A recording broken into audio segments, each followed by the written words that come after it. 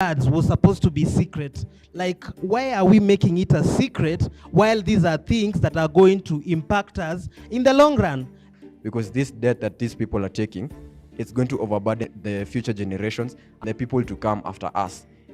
These leaders that we have elected are not accountable enough. The extent at which taxation is relevant is how robust your tax base is vis-a-vis your debt. The debt we are having, most of them we should not pay. We should not be paying. We cannot build our economy on the premise of hating those ones in office. We will build our economy by accepting reality. You are solving a political, economic problem with a political solution.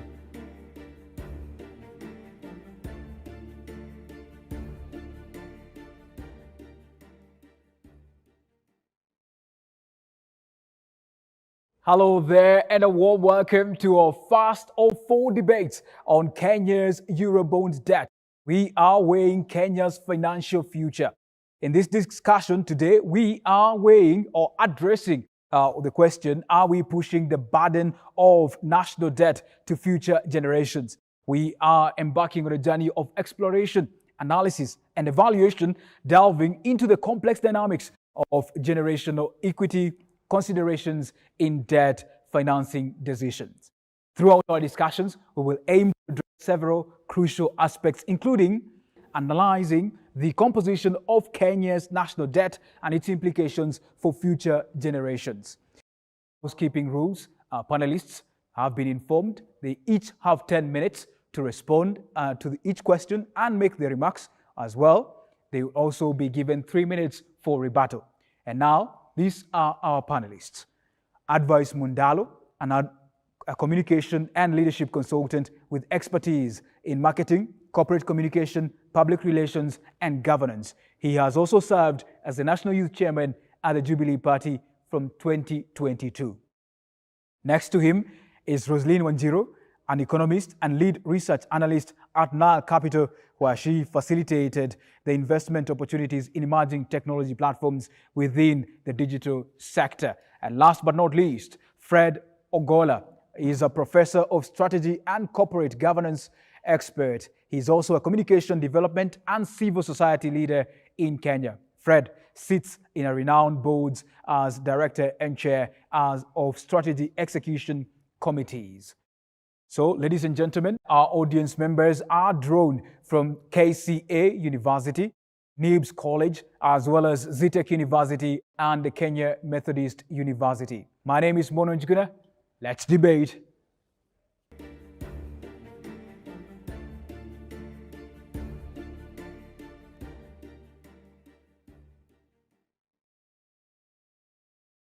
My question was, is debt good? And we're hearing some responses before we invite our panelists. Just quickly, is debt good? Before we ask whether Kenya's debt is good. Is debt good? For anyone, you as an individual, at a personal level, is debt good? Okay, I'm Francis Miruri from NIBS University, and I can say debt is good if it accomplishes the need of the debt, but it can become a barrier when misused. So, crucial thing, if we have noted from his response and his response as well, the main question that comes up that I try to delve into is debt is good if used well, and debt is harmful if used badly. All right? So, ladies and gentlemen, help me put your hands together. To start us off, do you also think debt is good, or wewe ni wale wa debt no? First of all, good morning to all of us, and thank you so much for having me on this panel. And I think in my introduction, there's no way I am called an economist or a debt expert. That is to excuse my opinion in case it rubs you the wrong way. I'm sure Fred is there to correct it. Now, to begin with, I don't think debt is bad. Debt is actually good because most of the development, even personal development, that most of us have been able to accomplish is actually on the basis of debt. Debt becomes bad when it is excessive. When it is beyond your capacity to contain it, then that is bad debt. Because you must be able to understand yourself as a person and know to what extent you can actually borrow. If you borrow beyond your capacity of repayment, then that is a tragedy. If you borrow to buy a car you can't afford, we have seen that often in Kenya, and I'm sure it has happened to most of us here, where you take a loan, you go and buy a car that you don't afford, then after some time, it is repossessed by the bank. You start running around town. This happens on traffic jam every other day. I'm sure you've been there, you've been able to see some of these things. So the reality of debt is just as that, even for the country. There is no big difference. Just the same things you must look at when you take personal debt is the same veracity that you must look at it from a national perspective, from a country perspective. When you take anything that you cannot afford to pay, that is wrong. And two, when you do not use the debt for the intended purpose. If you take money, for instance, to invest in the Uber business, and so you take some money and you buy a Suzuki Alto to invest in the Uber or Bolt business, moving around with it and picking a few people in different university hostels, then that becomes bad debt, because then the intended purpose that you went to take the debt for, you are not using it for that particular purpose. So that becomes a problem. If you took it to invest in, if you took Hustler Fund to start a smoky business somewhere around the campus, but then after you decided to buy a shop, then that becomes bad debt. So the problem is not debt in itself, in my view. The problem is how we use it, and two, how we look at our potential to pay the debt. Is it within what I would call our safe zone? If I'm able to get a salary, if my salary is 100,000 and I need a debt that can make me pay 20,000 shillings per month, then I think that is something that I can be able to do. But if my salary is 100,000 and I take a debt that makes me pay 95,000 per month, then at some point I'm going to get choked. And that is the reality of the issue, whether as a person or as a country. So you must be able to look at yourself, assess yourself, look at the reality that you have capacity to pay, and that is it. That is what makes bad or good debt. Debt is not bad. It is our intentions for the debt that is good. And I think that I agree with most of the opinion of very informed responses I had from the audience. Thank you. Thank you, advice. So, Roselyne, for you, from an economic perspective, debt good or bad? Debt is good, just as he has aptly articulated. It's good because in an instance where you're looking to develop and you want to do on your own without that capital, you're looking for an alternative source. So the assumption here is that you're actually going to do something with that debt, right? But debt runs on several assumptions. One, that you will use it for the purpose that you have, you're looking for it. And the second assumption is that you will have the ability to repay. So if I may dwell on this ability to repay, for instance, if we look at the history of nations taking on debt, especially after the 2 world wars, it was that had spent a lot of their gold reserves on funding the wars, right? And that's why they needed to lean to the United States at the time, because it had sufficient capital to kind of export to the world. But when we look at this from the pinpoint in history of 1971, when the gold standard was temporarily suspended, the implication was that this could still borrow the dollar, but going forward, would there be enough gold to back that dollar? Because up until that time, the basis of trust was that the US has enough gold reserves to back the dollar. But after 1971, we saw the increase in capital, definitely from one country to another. Nations are able to rebuild, and this is the assumption that, again, most nations were in that period of economic rebuilding. But the problem, again, that came after 1971 was the increase in deficit financing. So what did this mean? It meant that the US could actually print dollars and print at their discretion. This was not necessarily, again, involving other nations in the decision to print more capital, right? But as we can observe, it would be that if you needed money, you knew where to go. Any Bretton Woods institution, that would be either World Bank, IMF, countries could actually borrow. But again, when you come back to assumptions, what was the premise to repay? Would there be a compulsion to repay? And this is where we began to have issues of defaulting. And if a country defaults, what did that mean? This was not commonplace before. It would be assumed that if you are doing business, if your balance of trade is good, if your economic fundamentals are in place, that people are getting jobs, industries are growing, infrastructure is being built. Again, those were assumptions because, again, for example, in Kenya's case, we saw quite a number of failures on the part of government allocation of funds. And when you hear, for example, 10 million is missing or 100 million is missing, 20 billion cannot be accounted for, that leaves us with no trace of where this money has gone, but it is somewhere. So we have to sit down and ask ourselves, yes, debt is good, and yes, debt is necessary, but how are we dealing with the assumptions that are connected to debt, right? How are we dealing, for example, with fiscal policy? Is it okay, for example, for Kenya to keep increasing interest rates? Because that makes, of course, borrowing locally more expensive, right? When the central bank raises rates, banks pursuant to that also have to increase their own rates. So it means for citizens that borrowing is increasingly more expensive. Can we keep up with the rates, for example? And I know I'm putting at this from different angles, but the picture here is after the dissolution or the suspension of the gold standard, we actually are in the era of deficit financing. So the debt is not going away.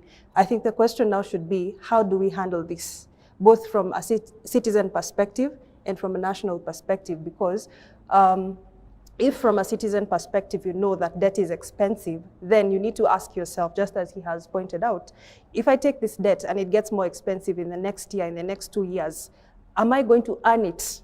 Am I going to earn enough to repay this as early or as fast as I intend to? And we've seen it in the housing scenario, right? If I would like to just throw a quick question to the audience. Have you or someone you know taken either a loan or a mortgage for housing? Just quick show of hand. Someone you know. It doesn't have to be you. All right, just one. All right. If you, for example, want to own a home in the next 10 years, would you take a loan to finance that housing? Quick show of hand, and I'm seeing no's. Please, it's a discussion, it's a debate, right? It's no wrong answers here, right? So if you, for example, are seated here in the audience and you want to buy a car, how many of you would take a loan? 1, 2 people. All right, the rest are no's. How many of you would take a loan for furniture? For furniture, no one. Right, you can see where this is going. So we need to acknowledge the assumptions that we have about debt, because while it is easy, could be easy to get, and we have seen this with the growth especially of mobile lending platforms, be it Fuliza, Tala, and others that have recently been approved, the debt will be there. The question is, are we having the right conversation about the assumptions of debt? Because if you do take it, will you repay? And if you do not repay, what happens to you? All right. Thank you. That's an important question. So if you do not repay, what happens to you? Prof, allow me, we have talked about the personal debt so much. Allow us to now get to the status of our country, which is why we're here. And the question to you, as aptly they have tried to point out a few things. Kenya is us, and we are Kenya. Yeah. So we say we are a government of the people, by the people, for the people. So in essence, when the government goes out to borrow, we are borrowing. Yeah. And we have been having a very big appetite in terms of debt. We have borrowed and borrowed and borrowed. But the question, and I feel as if this has been highlighted by some of the Auditor Generals, is we borrow from Peter to pay George. We do not use this debt, as they have aptly pointed out, you buy it to make development. Rarely do we do that. Where are we as a country in terms of debt, Prof? Considering that this week, as journalists, we have been covering and saying the economy is doing well, the shilling is getting stronger and stronger. Are we in a good place, really? Yeah, just to go ahead on that question is that we are not in a good position because how do you feel if you do not even know how much debt you have? You sitting here, young people in campus, do you know how much Kenya debt is? Do you know the official debt? I have gone to court against the Kenya Kwanza government because according to Appropriation Act, which is passed through Parliament, the sovereign power belongs to the people, exercised through Parliament. The official debt is 2.1 trillion from Parliament. Treasury, I'm happy David D was here. I'm not happy he is not in this panel. The Treasury says it is 6.1 trillion, but State House says it's 11.8 trillion. So which debt do you have? Can you imagine you have debt, you don't know how much you have? So we have gone to court to seek a judicial review so that they can tell us exactly how much money we owe. If we don't even know, do you know how much money Uhuru borrowed? Do you know how much money? We only know what Kibaki borrowed because he used Parliament. After that, we lost track of everything. So we don't know. In fact, some money was borrowed that never came to Kenya. It's like someone is hitting your chest so that you can vomit bread which you didn't eat. Can you vomit what you didn't eat? No. So we don't even know how much we own. But if you look at it now, we look now at ratings now, the other ratings which are now independent of what government is saying, actually, you know, we have been rated very badly. In fact, the people borrowing the president is borrowing him as, you know, there's borrowing which is legitimate, but there's borrowing whereby someone borrows you money as empathy or sympathy, that you are in a bad position, let me borrow you. For example, if you go to borrow money from your father, they don't look at your credit worthiness. They just say, let me just give my daughter or sister, my son money. Not that actually you are credit worthy. And allow me just to ensure that we understand something here fundamental. One thing, don't ask whether debt is good or bad. Debt is debt. You see, debt is a neutral thing. Don't classify whether it is good or bad. Debt is just debt. Secondly, debt becomes good or bad depending on your strategy. If you want to live your life working for somebody, borrow. If you want to live your life working for yourself, then don't borrow. That's the truth of the matter. Whatever you have now, if you have borrowed it, it's hard. Like I say in Africa, I've been saying for a long time, Africans, we sleep hungry. You wake up tomorrow, so long as you pass today without dying, you don't have anybody's debt. In the West, they borrow so that they don't sleep hungry. So they wake up tomorrow, okay, they are satisfied yesterday, but today they have hunger, but they have another debt. But things are now reversing very fast, whereby we are living off other people. Now, apart from asking whether it's good or not, the question is, what's the level of debt? And I don't know whether I could show you, but there's a research we did. We used 93 countries to check what's the correlation between debt level and economic growth. And there's a point it reached whereby when you have more debt, as the economy grows, that optimal point starts becoming negative correlated with development and growth. That's why you saw when they are saying that if you borrow so much, time comes when most of your money you are getting is to servicing your debt and you cannot put money on development, so it's become counter. For example, Kenya spends $8 billion dollars a year to service the debt. That is 1.08 trillion shillings going to service the debt in a year. It does not matter how much taxes you pay, it does not matter how hard work you work, that money is gone. And that figure is going up. Do you want to be in that situation? Probably not. So by borrowing so much, time comes when you cannot even invest in anything, you are just borrowing. And at the same time, what are the term debt is not the right term. The term should be credit. Credit means yes, you can. Yes, you can means that you have evaluated your purpose for borrowing. You have looked at your character. Can you be trusted with money? Let me ask you, I know you guys will go to vote in 2027. When you're going to vote, do you ever think, whom can you trust with your wallet? You just vote because of you feel like this guy, I like him, he said this nice word, or he comes from my community. If you can trust anybody who goes to New York and is given $1.3 billion and is coming with it from New York, will they come here or they'll pass somewhere? You see, you have to ask your question, because now you're telling me you're worried about the debt, but you make choices, isn't it? So who is getting the debt is more important than whether debt is good. If you have a good head of state who will invest the money in the right place, then debt is good. But you have the wrong head of state who will invest money elsewhere, then debt is not good. Who is borrowing money? If you have a boyfriend, or I think you guys, let me talk about husband, because boyfriend is too fluid.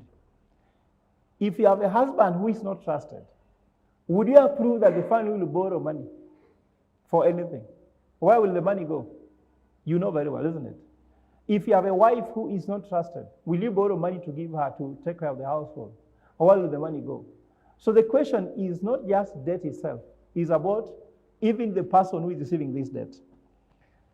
Debt also kills the culture of saving. Like now, once you like debt, debt is addictive. It looks like cocaine.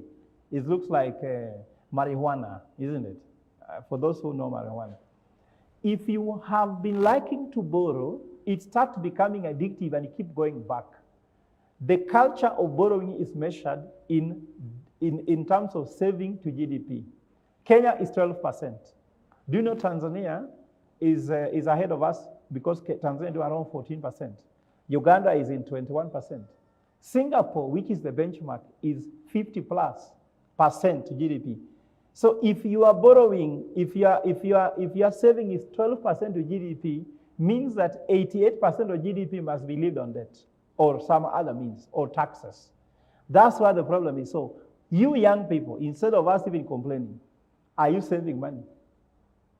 And I can challenge you by saying that if I give you 100 shillings, you should never spend 100 bobs. Take 30 bob and save. If you are going somewhere where I fare 100 bob, walk 30 bob, and then save 30 bob, spend 70 bob. That's what has made the Republican part of the US, which is the Philippine part of the US where they have Texas and the rest, richer than the other part of the US where we have the Democratic Party. Democratic Party are broke people. Republicans are rich people. The difference is that Republicans saved money, Democrats borrowed money. That's the difference. Because you see, even a bank, I'm a banker. Banks are what's called intermediary, getting money from those with surplus to give those with deficit at a cost, and the people who are paying the cost is the people with the deficit, not the people with surplus. And that's why you continue being broke by borrowing. When you have debt, I said you don't work for yourself. When should you borrow debt? Now, you are doing business. You have been asked whether you take money for Uber or not. Let me tell you one thing. If you are doing trading, you can start a business with the debt. But if you are investing money in a business, the rule of the thumb is set up your company or business with your own equity, grow with the debt. Then it works. But if you set up with debt, it's so difficult to grow a business. So in Kenya, we started with nothing. As you heard what Roselyne says, we started by borrowing by saying we are broke, so we started by borrowing and printing money. That's why the foundation of this country is in trouble. How can we salvage it? My concern is the future generation. Can you imagine that you are here and development says that we should be able to take care of ourselves now without compromising the future generation, but we are borrowing their future and eating today. And actually eating without table manners. You know what I mean? You eat with no table manners, the future generation, and you're here, you are going to have kids, and your kids' need to have education. They need to have health care, isn't it? They need to have how to feed themselves. So it's very difficult. So debt is not bad in the end, depends on everything, but debt is also an asset. And I want to ask a question. There's what called time value for money. Why do we borrow money for an asset? Borrow money for an asset that will appreciate too fast that it becomes unaffordable if you were to accumulate your own savings. For example, if a house today is 20 million, for example, let me talk about public debt now. You talk about SGR and expressway. If we are to build the expressway by saving money in Kenya, 10 years from now, it will be too expensive even if we save that money. So that's why we'd borrow money, build the expressway, And as we continue going, we are now in control of the cost of the expressway. It does not go up. So, So Prof, where we are at the Prof, you're moment, running out of time. yeah, just shortly, where we are at the moment is that we are at the moment where we have no fiscal policy, we have no economic policy to inform our borrowing, and that's the biggest concern I have. Forget about the level of debt. So before we continue, kindly, there are papers that have been passed. If you have any question, just note it down, then pass it to the aisle at the end. We'll evaluate the questions and then we'll come back to you to ask those questions. Prof, you've highlighted something very important, and this is something that is why we are all here as young people. And you highlighted the question of when you're going to vote in that voting booth, do you ever sit for a moment to ask yourself, but the Ujama I'm voting for, does he actually mean business for Kenya? And I would like to go to the youth leader here and ask this question of what are we as the youth leaders and leaders within the society in general doing to ensure that we are not only ensuring that we are voting for people who have values, but also integrity and all that, but also for people who, in essence, they keep their word and keep this debt in check? I like that question because most of these decisions at the end of the day, we are the principal decision makers. Because most of what we do in Kenya is that we entrust leadership to take us to another level. Then as soon as they start their work, we start again being so sad that they are in office, yet we are the ones who put them in office. And one thing I would like to appreciate about the 2022 election, yes, we might not have gotten there, but in the 2022 election, I think in the history of Kenya, it was one of the first times that our conversation around the election tried to become issue-based, and somehow, despite the reality that there was still the tribal card, but at least we discussed issues a bit. In the 2022 election, I led the presidential campaign on the youth front for Raila Odinga. And the fact that we could be able to discuss whether the concept of 6,000, bottom up, and who is this, to me, it was a step in the right direction because for once, we were discussing an issue. Now, we need to raise the bar so high that now this issue of the debt must be subject of conversation. That how are you going to really manage the economy? Remember when Honorable Musalia Mudavadi was running for office, he really tried to put up a conversation about the economy. But it did not go so far. But then we need to have those kind of conversations, especially as young people, because the people we put into office affect those who are young more than those who are older than us. Because we stand to be in the country naturally, then we are supposed to be here longer than the others. So it's supposed to be our burden more for us to get the person who will get our economy on the right track. And unfortunately, most of us want to make our political decisions based on emotions and sheer luck and just some common persuasive things around town, like somebody bought you whatever, you have a t-shirt, somebody gave you a t-shirt and a cape, and therefore you entrusted your entire self to them. And why I insist that young people, we must be able to be so pragmatic is because the reality is that, you know, most of the decisions in this country, in their country and whatever, especially the people who are here, who are the elite, they affect the decisions people make in the villages. Yeah, your parents and the people in the village call you to ask you, because according to them and realistically so, you are the one in the university. So they are tapping from your knowledge. So you can imagine if they are entrusting that you are giving them the right decision, but then you are also being swayed by a t-shirt and a cap in town. So you see, you affect the entire generation down the drain. And that's why as young people, we must start being very serious about those kind of decisions that we are going to make. I understand that sometimes there is also the burden of the reality of the challenges of the young people. Because when young people have not eaten today, sometimes their reasoning is impaired. Because then they reason using their immediate problems. Because if a young person has not eaten today, if a young person has not paid school fees today, they are more likely to make decisions based on their current problems. But my insistence has been, even as you try to solve your immediate problems, you must be cognizant of the reality of the future. Because when you go to vote at that booth, you are alone. And I like what Fred asked. He asked one fundamental question, that have you asked yourself at some point, who can I entrust with my wallet? And for the first time in the history of this country, and I think Honorable Matiang'i warned us at some point, we have several young people in leadership today, but of what credibility are they? Yeah? They might be young, yes, but are they credible? Are they people that you look up to? That has been rampant about wash and such kind of things. You realize that as a country, we are slowly degenerating and having more people from that sector now into mainstream government. Now, if that is supposed to go on, you can imagine if you have half of government as people from that business. So the question then becomes, you who is working hard, where is your space? As you study in the university, as you do the right thing, yeah? You have gone to the university and done the right thing and you have done everything right. And that's where now also it starts affecting the economy, why these wash things are very dangerous. Because we are staring at a situation in this country nowadays where you guys have gone to school, we have gone to school, we have done the toil, we have done what we were told when we were kids. Work hard, burn the midnight oil, and your life will be okay, right? Then there's a gentleman somewhere who is your neighbor. He dropped out of school somewhere. He just started doing things that are not very understood.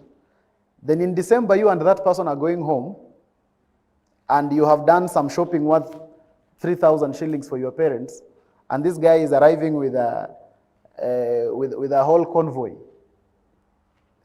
Until the whole village now starts questioning which one is right. Are you the one who, is your path the one that is supposed to be followed or his? Because essentially that person looks extremely more successful than you.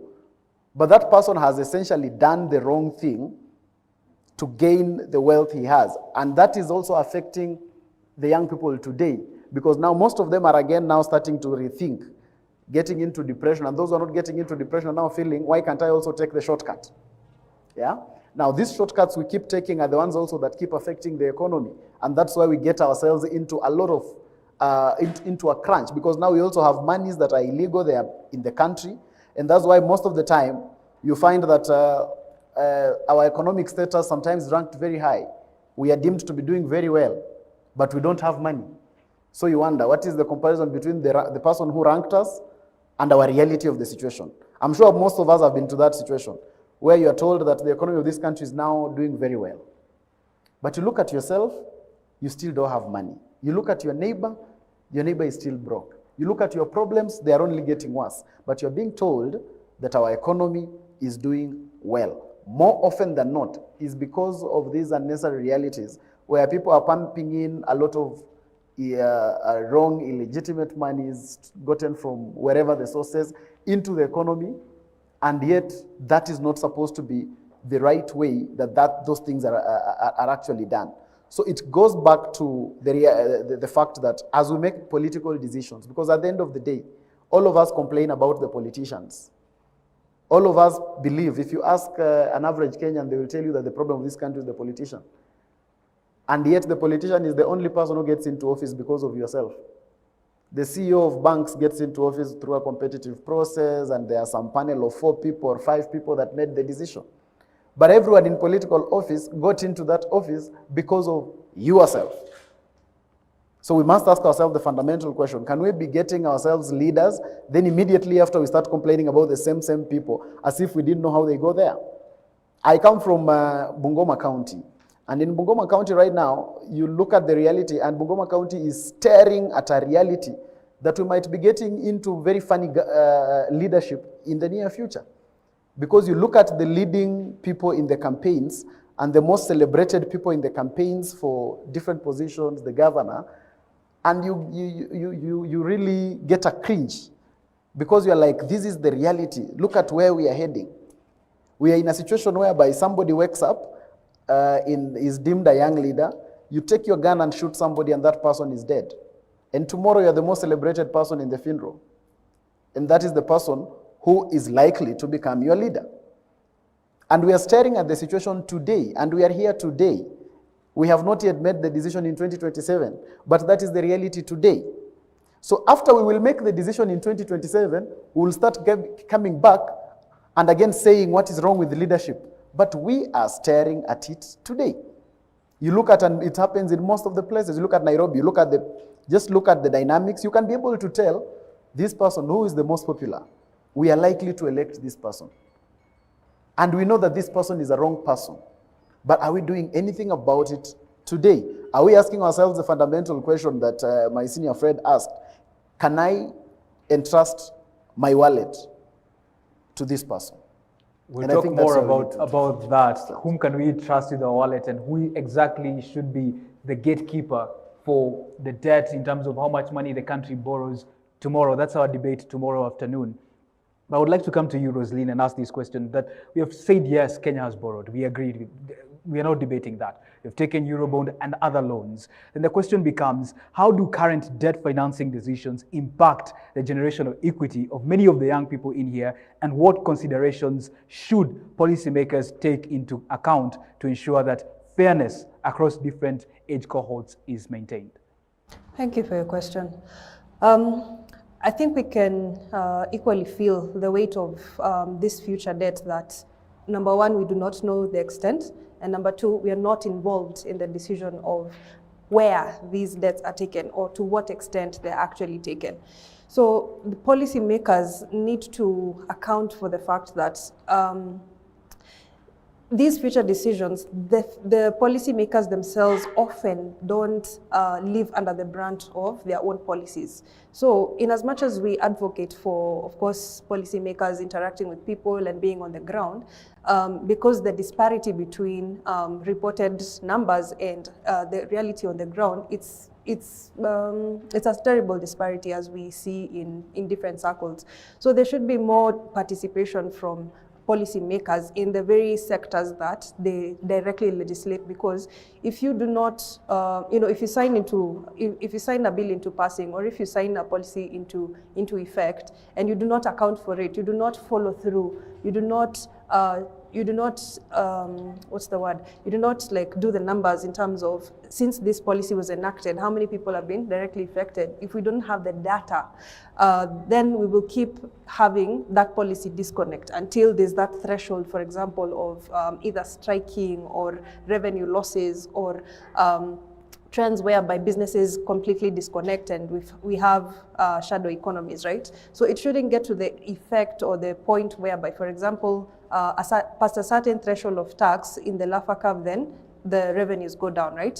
So if we are waiting for the revenues to go down, then at what point should policymakers go back to the drawing board and reduce the rate at which they're actually issuing new taxes, right? So the data aspect, again, speaking in a context of the digital economy, if I may bring that in, is that we have more people who are, of course, producing or putting their content and their businesses online, right?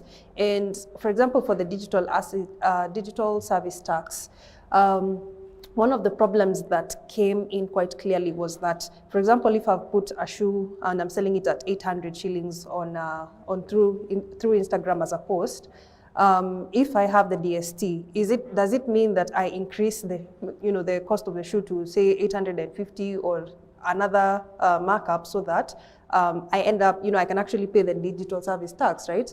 Am I paying this, for example, on every sale? Am I paying this, as a net on the month? And you see, some of those clarifications were not made, and it ended up creating a lot of confusion. So we have that disconnect in the sense that, again, how many of you have actually read the proposal of digital service tax in the audience? Quick show of hands. Cannot see any. Okay, well, thank you. How many of you have businesses either on TikTok or on Instagram?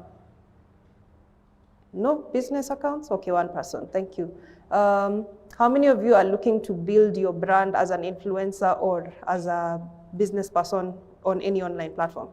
All right, thank you. Allow me to ask another question to the audience. No, I just want to see where people are, right? How many of you believe or intend to use LinkedIn to get jobs? Okay, a few more hands, that's right, that's good.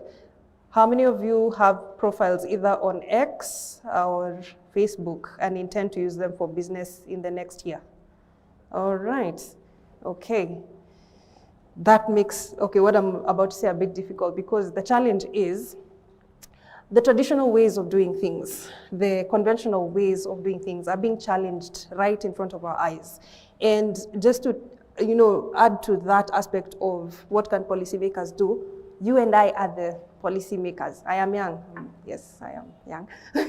So you and I are the future policymakers. We need to take charge. We need to be active. We need to read these policies. Yes, they are long, and yes, they are quite lengthy. They have rather technical terminology, even from a legal perspective.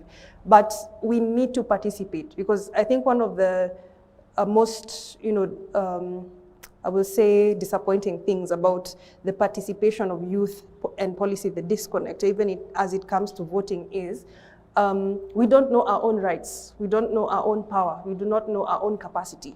How many of you have either known someone or are someone who has participated in a public participation effort in the last 1 year? Thank you. 1, 2, 3.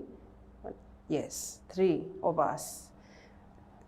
I hope you can feel where I'm actually going with this. Is that if we do not participate and we delegate it to someone else, who are we delegating this to?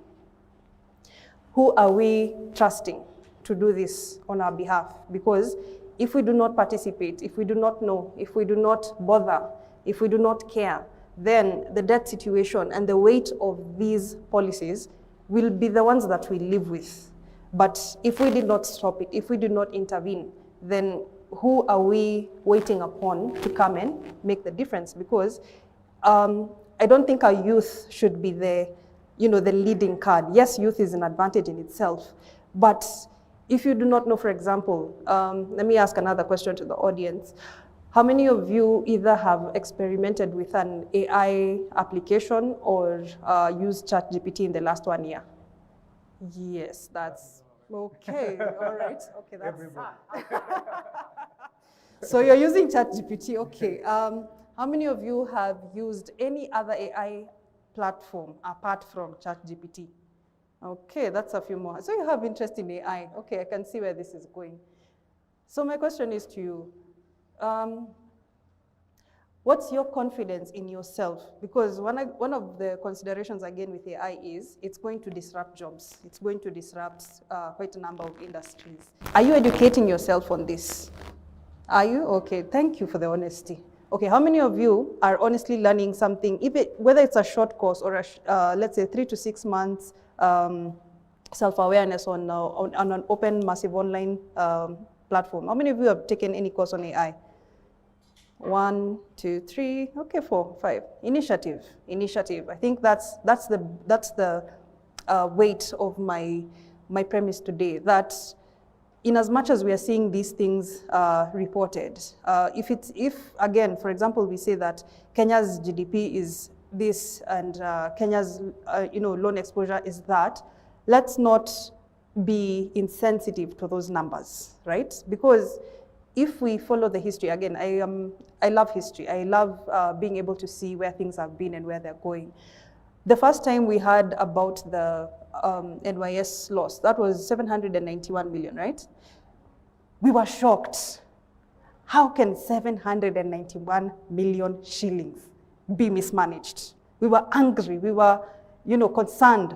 We were, we wanted accountability.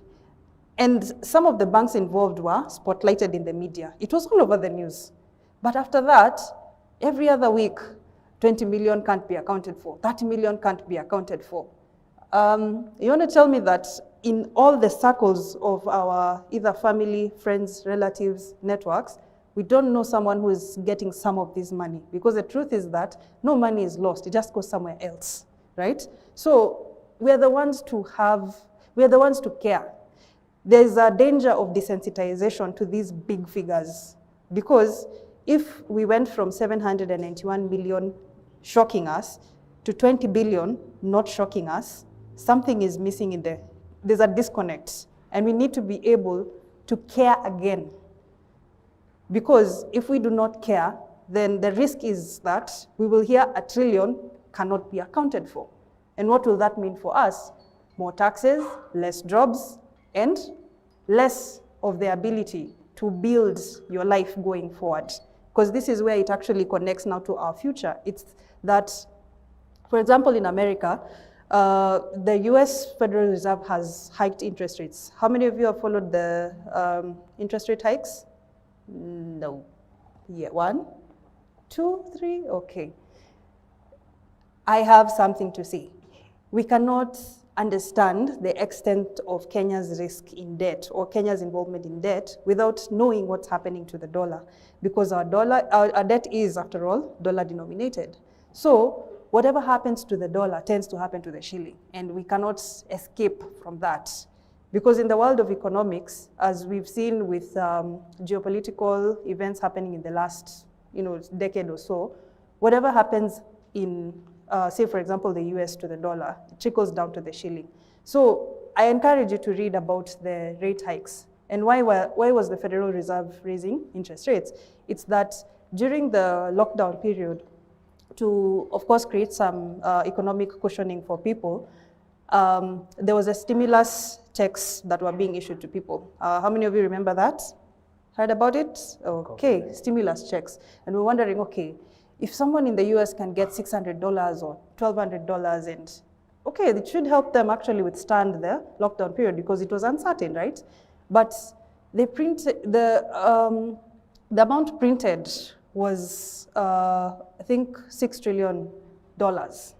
Now, $6 trillion, if we think about the implication of this, entire countries cannot even earn that in GDP around the world. It's that bad. But this money went into circulation. So the age of free money meant that people, some were able to meet their bills, some were able to take care of their families and all that. But a good number of people also put their money into the stock market, right? So NASDAQ actually benefited, and we saw the rise of companies like Zoom and Netflix, among others.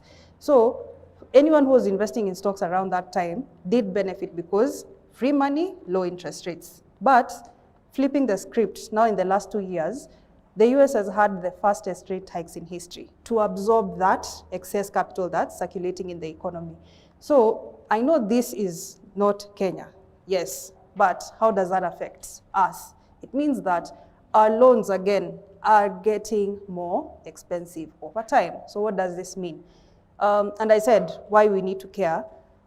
How many of you either have a guarantee of a job, or you know what job you're going to get into after you graduate? 1, 2, 3, 4. Just quick show of hand. Let me just see. 5. Okay. You do know that you're going to get that job. Okay. How many of you are envisioning getting a job within 6 months of graduating? 6 months, you're sure? 1 person. 2, 3, 4. Within a year? Okay. When I graduated, one of the statistics that almost drove me into anxiety was that the average Kenyan graduate gets a job after 5 years. Yes. 5. What are you going to do? 7, and to 7. some extent 7. Yes. Now that's actually gone up. I allow us to ponder on that. What are you going to do for 7 years without your degree? Because the world of work almost doesn't care about your degree. And I say that conservatively because, of course, if you're in a highly technical field, you do have to have the training, right? If it's medicine, engineering, you need to know, you need to know your fundamentals, you need to know your basics. But if you're in, for example, economics, yes, okay, I'll wrap it up. Sorry, yeah, so I'll wrap it up.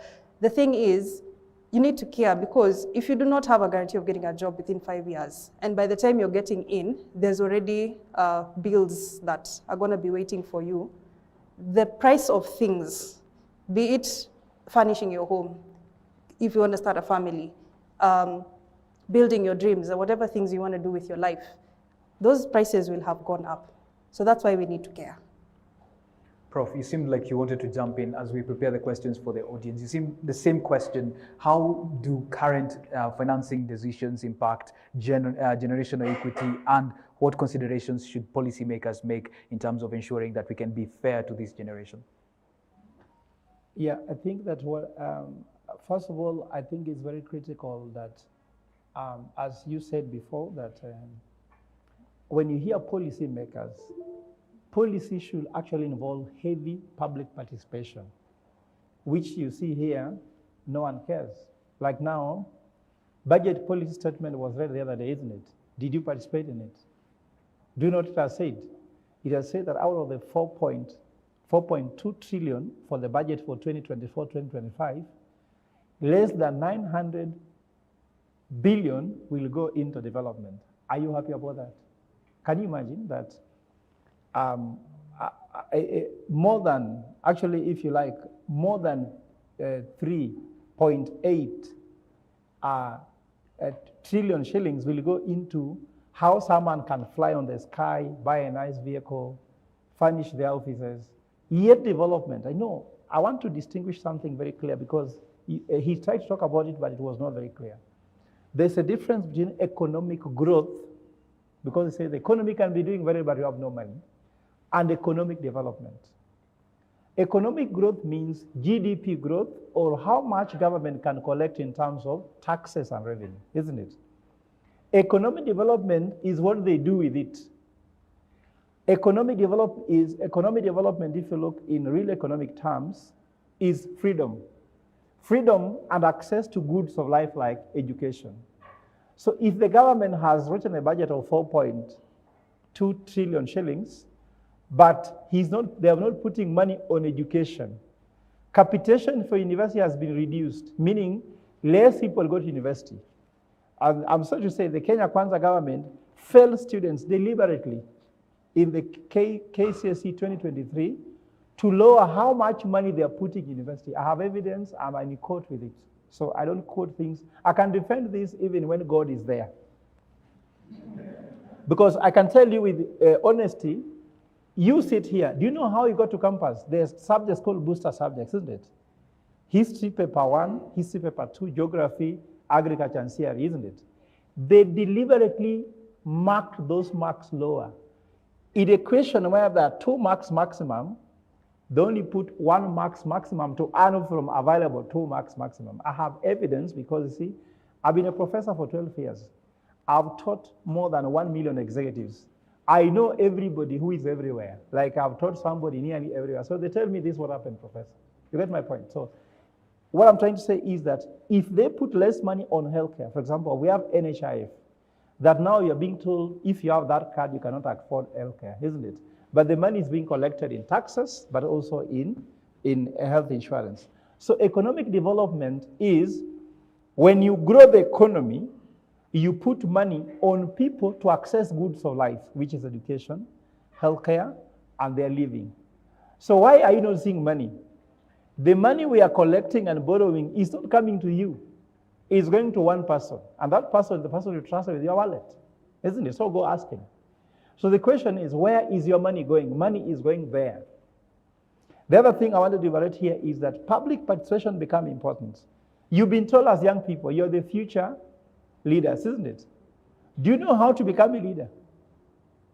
You know, if you are the future leader, but you don't know how to become that leader, then they're not helping you. They just use them words to look romantic. You are the future leaders, but do you know how to become a leader? First of all, she has said, are you concerned about developing yourself by learning some courses? Do you read the budget? Anybody who has read all the last 3 budgets in Kenya, who has read, like, even to understand what he's saying? Anybody? Did you read the Finance Act? Can you believe that you're the future leaders and you don't even read the budget? You don't even read the budget statement. Now, budget is going to be read this year, June, July, isn't it? I'm going to read a budget that should be read. Before they read their budget, I'm going to read a budget that should be read to alternatively take Kenya where I think, isn't it? Then after that, you listen to the one of Njuguna Ndung'u. After you listen to that, Njuguna Ndung'u, after you hear mine, then you compare the 2 budgets. Which budget could take you somewhere? I'm not doing that because I'm criticizing the government. I'm just trying to tell people, I have looked at what they are proposing. I've gone to crunch the numbers and said, how much money needs to go to food, into food production, food security, education, healthcare, to grow the economy. So policies should be towards what is affecting the common person. So what are they supposed to do? I agree also, you asked me about what needs to be done. We should never ever have what is called national budgets. In fact, if anybody wants to read, if you like, I printed so many copies of this book. It's called Solomonic Economics book. I've given free copies until I'm tired because I have to sit down, write it. I have to print it, then give it for free. Do you know how hard that is? It's very hard. I could have given you all copies here, but I'm sure, I know you read things. You eat samosa. Some of you order KFC for their girlfriends every Friday, but you cannot put money on a book, isn't it?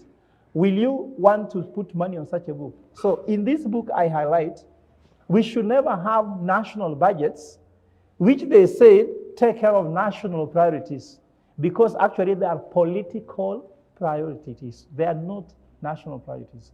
We should have sub-national budgets, sub-regional budgets that builds into national budget. Some of you here, anybody who comes from Kilifi here, Kilifi County, Tata Taveta County, amazing. Kwale County. Now, do you know that Kwale, they just look around and give you money depending on what they think is good in Nairobi, but there's no money that goes to Kwale. But do you know the potential of Kwale? If people of Kwale was to sit down and look at the economic opportunities in Kwale and put money, Kwale can be so successful that can lend money to national government. I'm telling you for free. Tata Taveta is one of them. The 6 counties in the coast region can lend the Kenya government money. Look here, have you heard them saying they want to build affordable housing in Nairobi, isn't it? Do you know why we have a housing problem in Nairobi? And there's no housing problem in Siaya. Because all of us have come from Siaya to Nairobi. You come from area here, isn't it? There's nothing there. If you are able to put the cotton farming there, the sugarcane that was sugarcane belt which was killed in the Western Circuit, isn't it?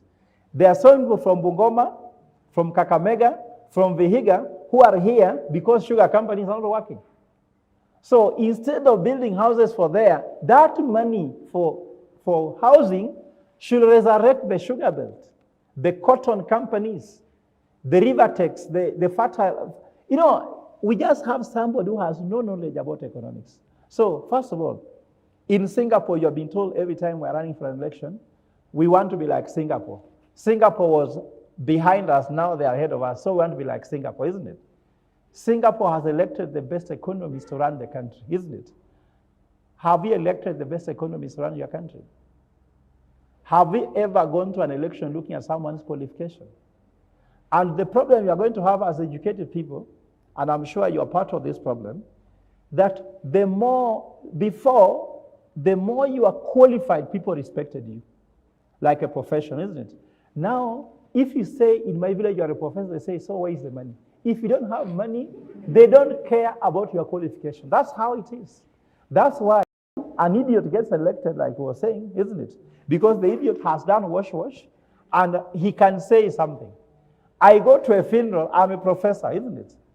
I'll sit there, they'll tell me that ninyi hamwezi ongea, wacha Dismas Baraza ongee. And Dismas Baraza only has money, I don't have money, isn't it? And that's how society judges. Before, if you are qualified, you are an economist, you are a financial expert, you are an AI, you are what? They could be respected. People could listen to you. Now we don't listen to you. And as you pursue your education, ask me, does society care that you have a degree? Does the society care that you're going to have masters and PhD?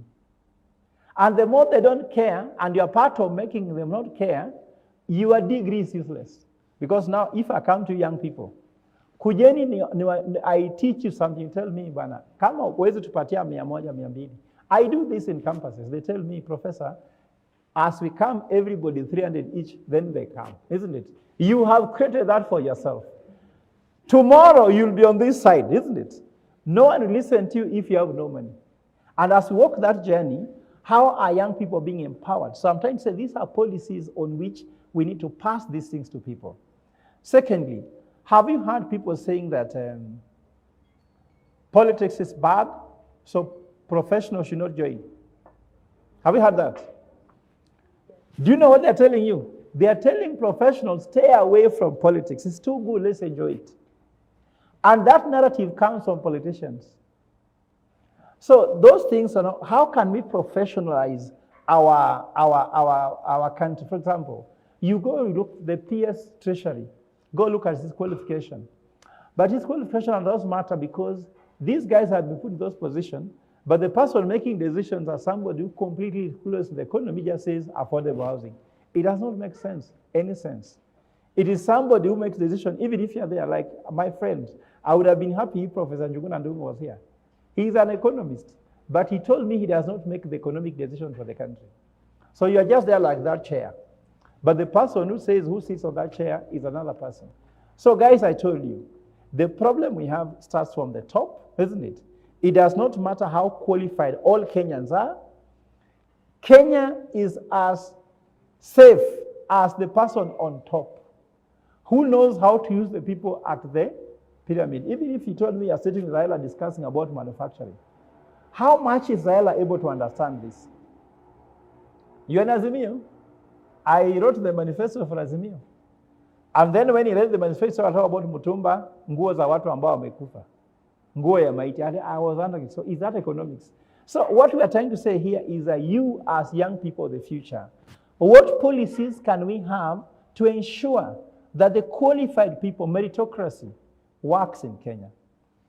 If you don't believe in meritocracy, why are you in school? Why don't you just quit and look for other ways of survival?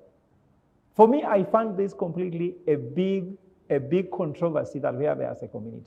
So going forward, as I said, you young people, what are you doing to become a leader? A leader must be knowledgeable. Are you educating yourself on matters of this country?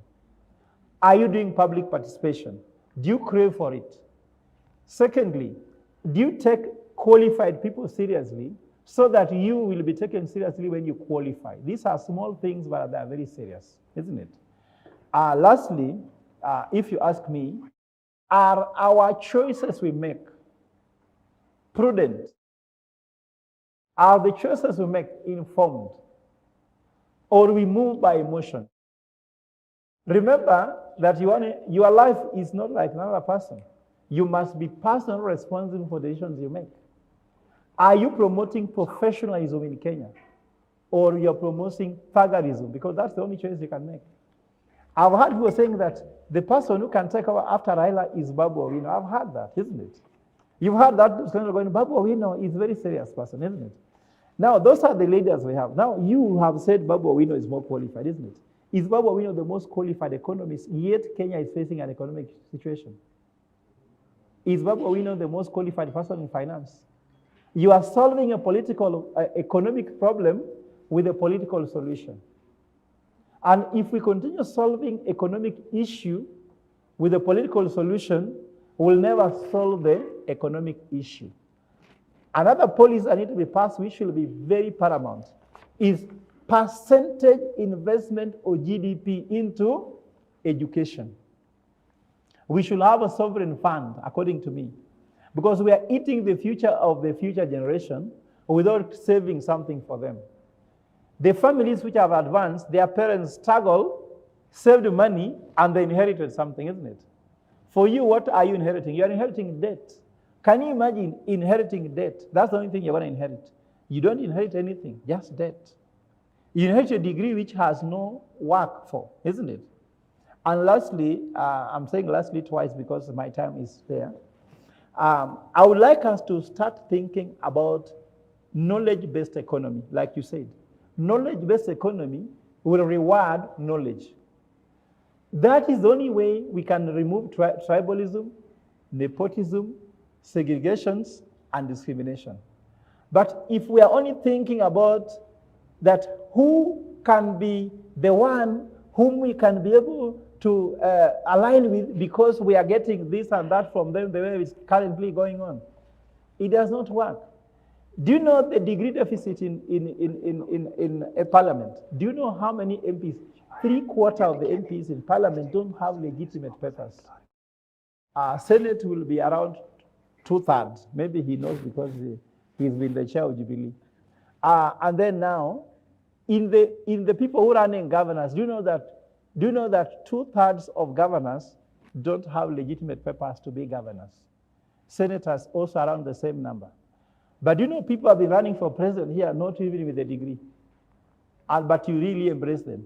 Then they tell you to go to school and study a degree. They never sat in any lecture. Now, when you come to look for a job, you are useless because you have pursued what they didn't pursue and they are very successful. We are discrediting ourselves by not really judging people with qualification. I'm sorry to say so. And if you want to succeed, even you, start distancing yourself from the narrative that they make. Let's not listen to advice from people who have taken us to the ditch. Let's start listening to people, for example, Roselyne, listen to economists who know what they are trying to say, people who have made real impact. When we start measuring people based on merit, I'm sure that meritocracy will come to Kenya. And of course, moral values. Do you care? Survey shows that young people do not care how you earn your money, they just care how you spend the money. Is it not? Now, you are the young people who are judging that you don't care how people earn money, which means morality is out of the window. Morality should be a yardstick for measuring any society, and I think those are some of the policies that I think that should be taken so seriously if we ever want to build a society. I think everybody here is eager to jump in. Let's start with with Mundalo. Just quickly, a quick rebuttal. Thank you. I think, first of all, Ogola confirms that he was part of the team that wrote the Azimio manifesto, and then says Raila Odinga does not understand the running of the country. So then you see he contradicts himself because you can't write a manifesto for a person you don't believe in the first place. Now, so I consider myself a very practical person. And I do not usually accept that it's as doomsday as sometimes it's painted. First of all, we have to run away from the imagination that everyone at the helm is always the wrong person. Because when I listen to my brother Fred, he makes Raila bad and Ruto bad. He leaves us with no option. Because those were the options that the country was presented with. Now, we must be able to understand that this country is not in need of an economist. This country is in need of leadership. This country is in need of a leader. What is the difference, though? What is the difference? When he says an economist, he believes, he believes he's talking about people with morals, people who understand the standards of leadership. So then what exactly are you saying? An economist is not necessarily a leader. An economist is a person who understands that particular element of study that they did. As a president and as a leader of the country, you have more than just that. Part of your responsibility when you are a leader is to get the right economist to guide you on economy. Because that means when we have another problem that is legal in the country, we will say we need to elect a lawyer. Then when we have another problem that is communication, then we will need to elect a journalist. The country is not in need of that. The country is in need of leadership. And talk about the qualifications of leaders, then there's also a thin line. Because most of the time, we have said that the qualification should be that people who have the right credentials. And do you understand that sometimes we castigate the ones with the right credentials as well? Because my friend Fred has just said, made example of Babu Owino and said he will not be the best person. But Babu Owino is one of the person with the highest number of papers, which are very legitimate from the University of Nairobi. So it would then be counterproductive to say that we are in need of that kind. Then you mentioned Babu Owino, for instance. That is a person with all the qualifications that even most of us do not actually have. The president today is the only president, I think, since independence, that this country now has a president who has a PhD. It has never happened in this country since independence. And actually, I think in the whole of Africa, I think after the former president of Zimbabwe, I don't know if there is any other president in Africa who has that level of qualification. And so I want to make the argument that sometimes we come from a very, from an opinion that the best person is always the one who is not in office. And I do not agree with that. The best person is not always the one outside. Because sometimes that is an apologetic thinking that makes us comfortable but not impactful. So we leave this room and we are very happy that we are the best, but are we being impactful? We must come from the reality that someone is in office. Someone had to organize this conversation today. Not because that person is the best in media, not because that person is the best that this country has to organize this conversation, but because there must be somebody at the helm. When we have a problem with the way this is organized, I can be able to go to Joy and tell Joy, I think this would have been done better this way. It does not always mean the solution is to get Joy out and put Anne.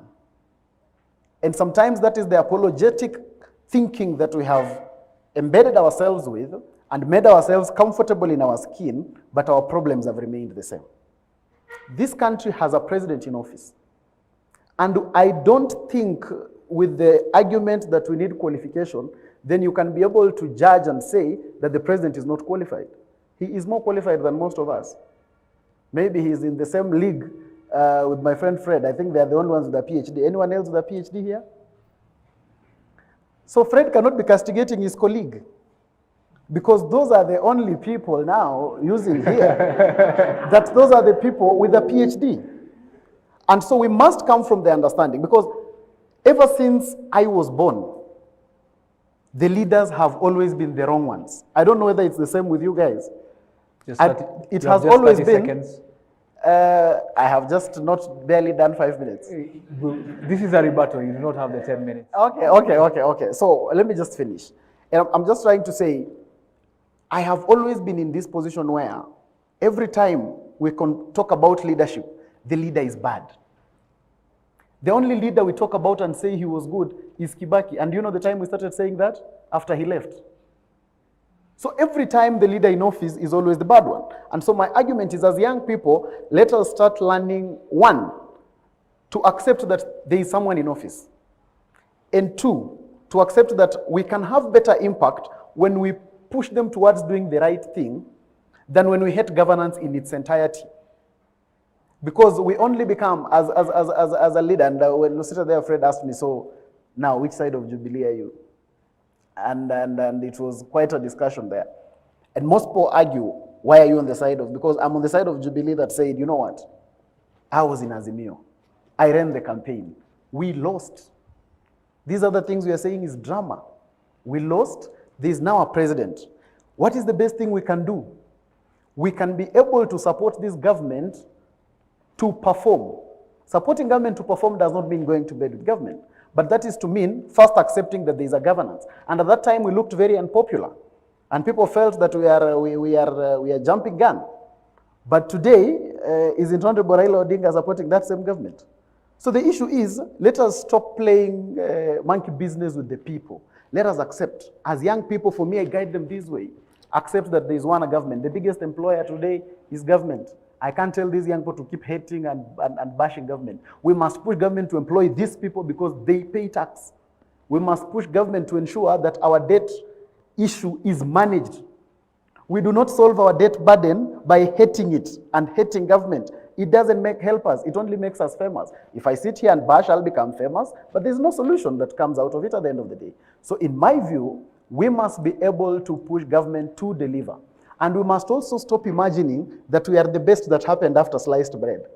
Because even those people in government, trust me, when they were not there and they were on our side, they also bashed government.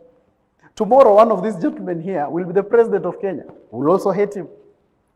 Will that be solving our problem? Not at all. So we cannot build our economy on the premise of hating those ones in office. We will build our economy by accepting reality and helping those ones who are there deliver. And I think that is the better way to go. Rose, thank you very much. Do you have anything to add? 3 things. I'll say 1, accountability. Let's own up. In as much as we want to, as he has pointed out, hate those are in power, let's take initiative.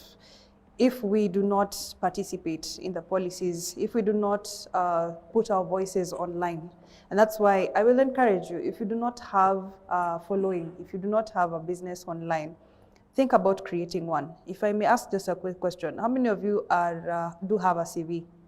Almost graduating? You have a CV, okay. What are you using to apply for jobs, if I may ask? Connections? Okay, but even before you... We're doing away with Thank nepotism. you. We're doing away with nepotism. Thank you. We're doing, okay, before we do away with nepotism, okay, I'm worried about the audience not having CVs, because even before you build trust, please stand for something. Be known for something. Okay, we will not know you for your degree. I do not know. How many of you are in finance, accounting, healthcare? Right, okay, mostly finance and accounting. I will urge you, please read beyond what it is you're being examined for. Read, read, read, read. Use YouTube. Use whichever credible platforms and sources are out there to empower yourself as to whatever is happening, not just in Kenya, but also in the US. If you do not know, you cannot participate. That, I think I will emphasize on that, because if we go with assumptions, those assumptions will be challenged. Those assumptions could be rocked, and those assumptions could lead us into a place where we don't know what to do with what we have. It's very easy, even for finance students, not to have savings accounts, not to have investment options, not to have anything in spite of learning. So I urge us to shift from a culture of consumerism and waiting, like just sitting back for things to work for us, to being active, being proactive. You need to have a voice. You need to have a social presence. Yes, I know we want privacy, and that is good.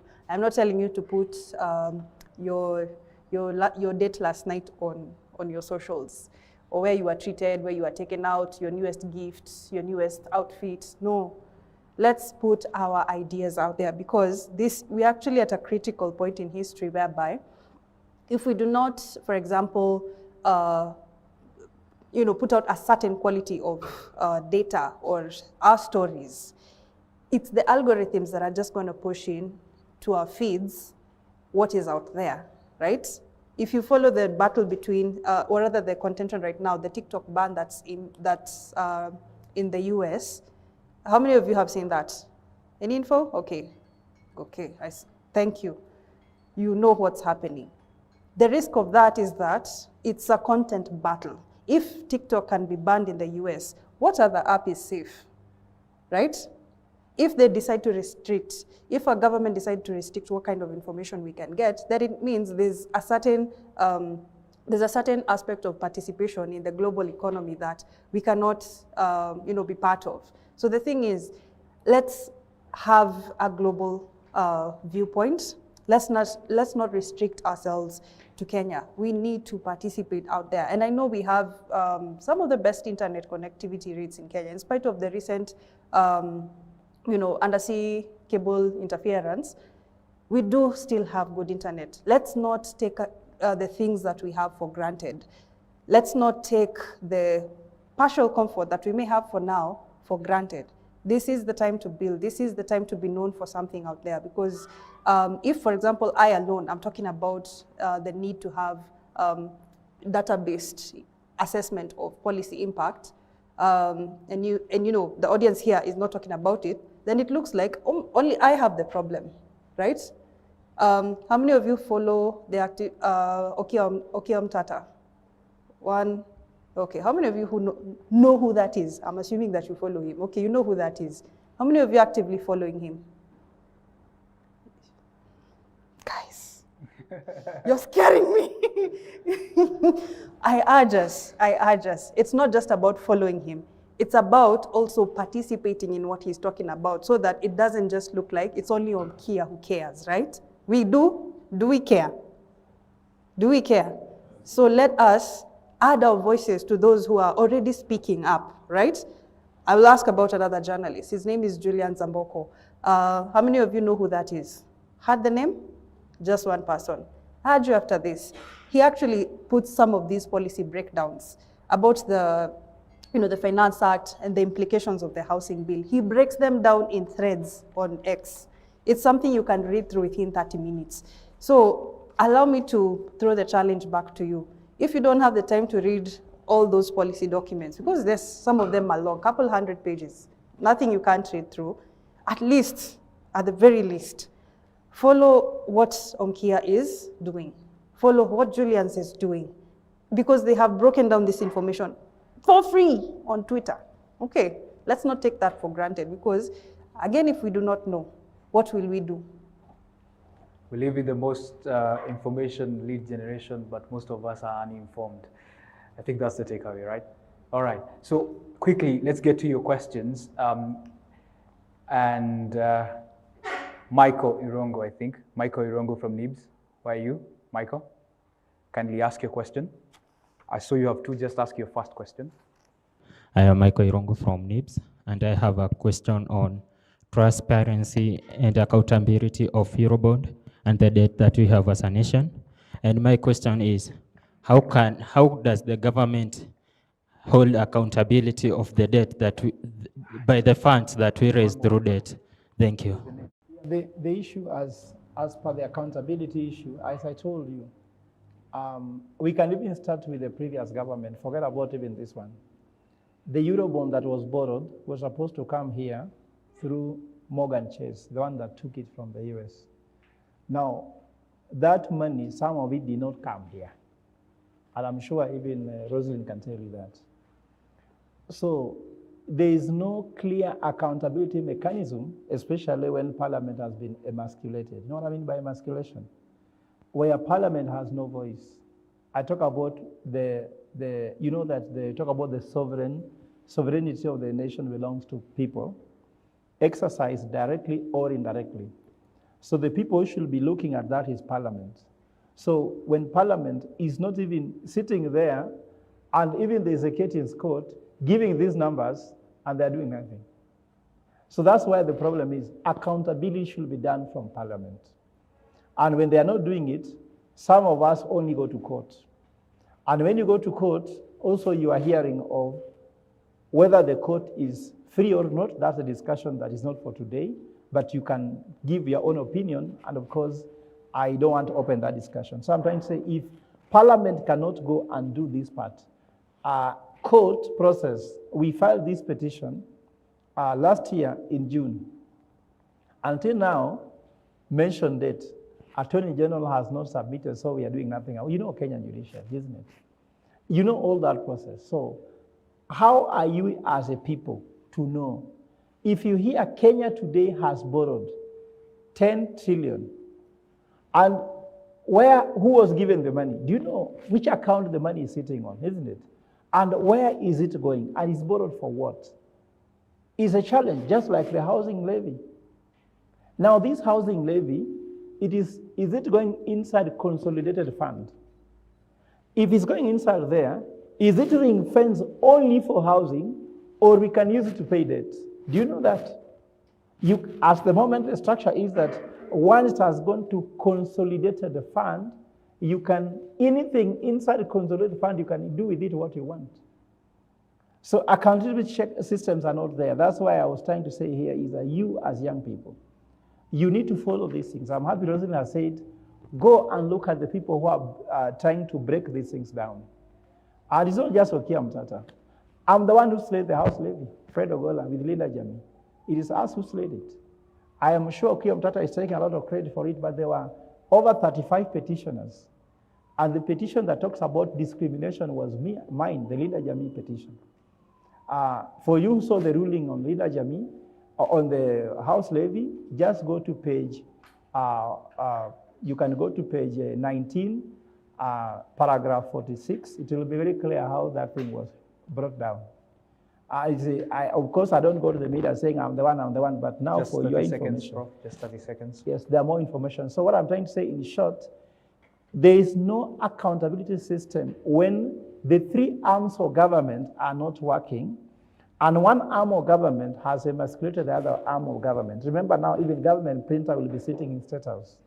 So he can spend time talking about me. I don't hate anybody. I just hate what's happening. I just hate the evil. I don't care about who is sitting there. The evil is there. Is the evil there? Yes. Who is committing the evil? The person in the office. That's it. I'm not here about anybody hating. The thing is that if the country is well, why is he sitting here to discuss about the debt? The problem is there. It's not been cured. I don't care who is in office, but I care that we start looking for a solution that start working for how can we have accountable systems that when you're talking about. Thank you. All right, so Nzuri, I believe it's Ngure Mwangi from KCA, if I'm not wrong.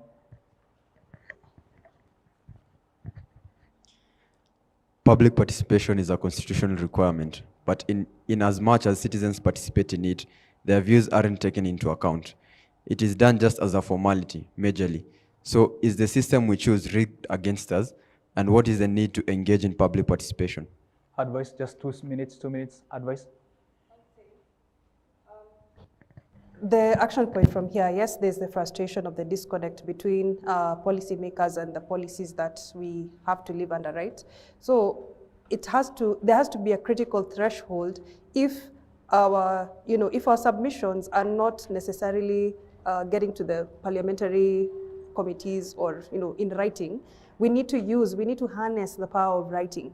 For example, if you do just a one-pager about this policy affects me in this way, in that way, we need to learn to document and actually go back to, print it out, take it to parliament, let it be on record that you have spoken up about this, because our public participation, we might have confined it to being there physically in person, right? But in this digital age, as I said, again, if we do not have online profiles, documenting, writing somewhere, if we cannot write, it cannot be articulated, right? So there's an assumption that someone else will speak for us, someone else will participate on our behalf. We need to challenge that by actively writing, because if, for example, TikTok, we've seen the rise of influencers that are based on just drama here, drama there, insults here, insults there. It's a culture that is unfortunate in the Kenyan scene, right? Because if you're having a debate with someone and they insult you, the debate ends there, right? How many of you have been insulted online just in the course of a conversation? You haven't experienced it? No one has insulted you for saying something. Okay, you're very, very interesting audience. What I'm trying to say is, the issue is, instead of insulting each other, we need to have a raised quality of argument. But that raised quality of argument cannot happen if we are not writing somewhere. So that's my challenge to you. Whether it's Facebook, LinkedIn, or X, please write it somewhere. And should you know that this policy, you do not agree with it, write to parliament. Let it be written somewhere. Don't underestimate your own voice, especially in this digital age. Yes, he said something that they don't care. They don't. Actually, they don't care. No, the truth is said, NADCO report, Linda Jami wrote a memorandum saying that it was extra-constitutional by intention. The committee was extra-constitutional as a committee, presenting extra-constitutional reports. They never even replied and said, we have received it. I'm telling you, they don't care. According to me, let's be honest, I'm sure Roselyne, you know it. Yes, and it's maybe painful. you know it very much better. It does not matter.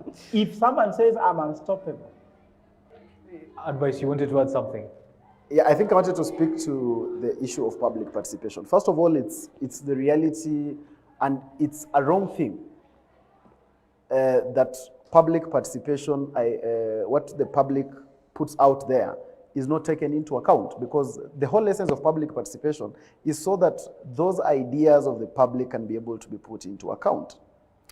But then there is also the narrative that is sent predominantly forward that nothing happens courtesy of public participation, which is not true. Because most of the time in this country, we operate on spinned information rather than real information. There is a situation where, for instance, during the Finance Act, I think before it became a bill, or whichever comes first, there was the issue of the content creators and the tax on content creation. And the content creators were able to speak out during public participation. And that tax was reduced.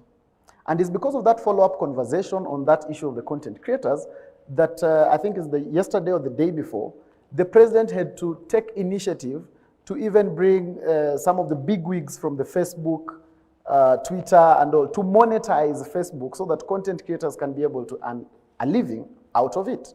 That was courtesy of the effort of the young people in the content creation that were able to speak that out.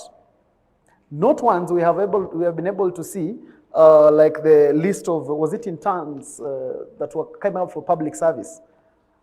And people went on a rampage on social media and said these people are from predominantly 2 tribes. And that had to be cancelled. And that was an effect of the voice of the people. So the reality is that your voice actually matters and it actually does something. But someone wants to spin an information using maybe 1 or 2 times that something has not happened to make you believe that your opinion doesn't count. Now, when someone makes you believe that, the person who suffers is still you. Because the fact that you did not participate does not mean that thing will not be canvassed. Thank you, advice. So it is Thank important for you. I don't know why every time you come to me, you finish very fast. I've added you time. I think these people can agree with me. I've added you time. So, can I just finish? Finish.